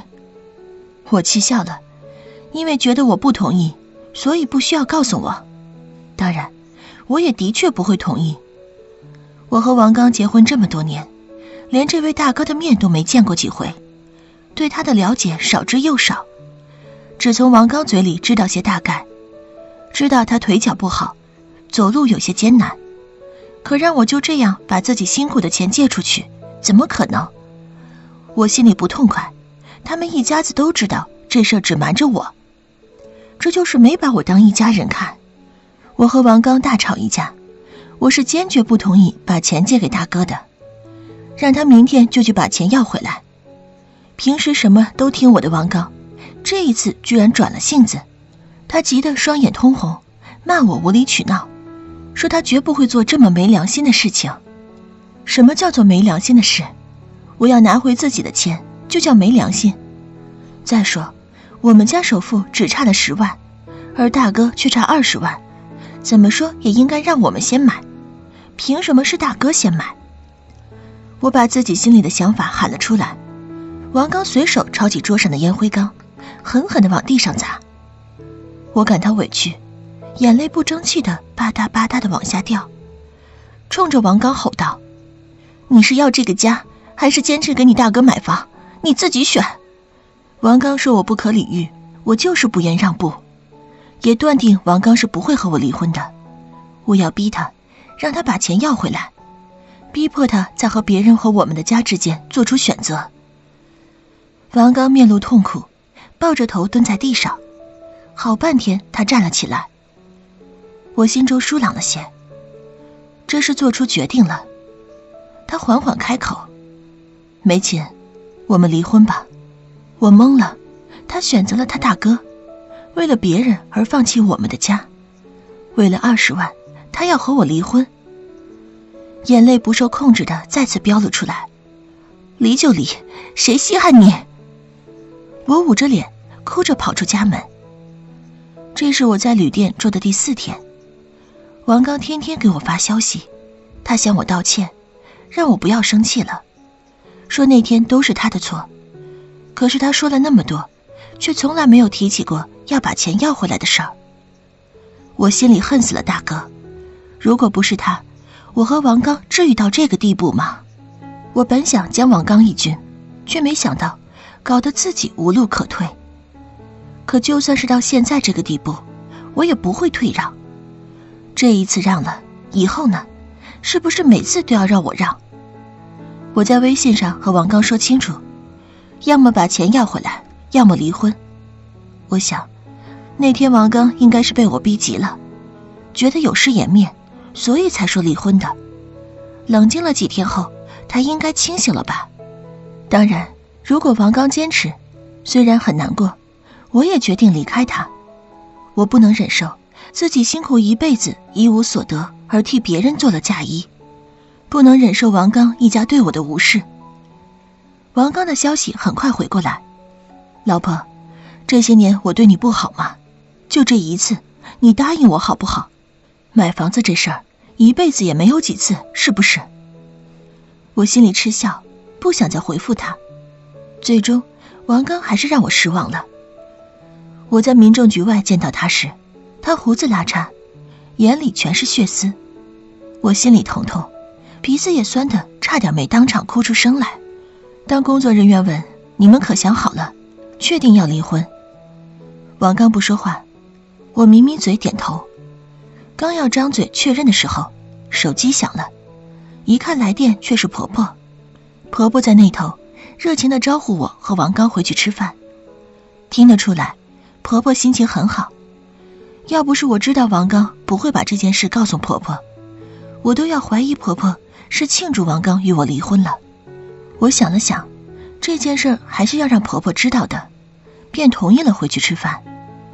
刚挂电话，就看到王刚眼巴巴地望着我。我分不清他眸底的情绪，可心脏却紧缩了起来。我扭过头，忍住忽而至的色意，决定改天再来办离婚好了。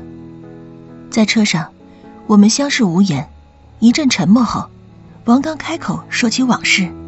王刚的名字虽阳刚，但从小身体就不好，在学校总是被欺负的那个。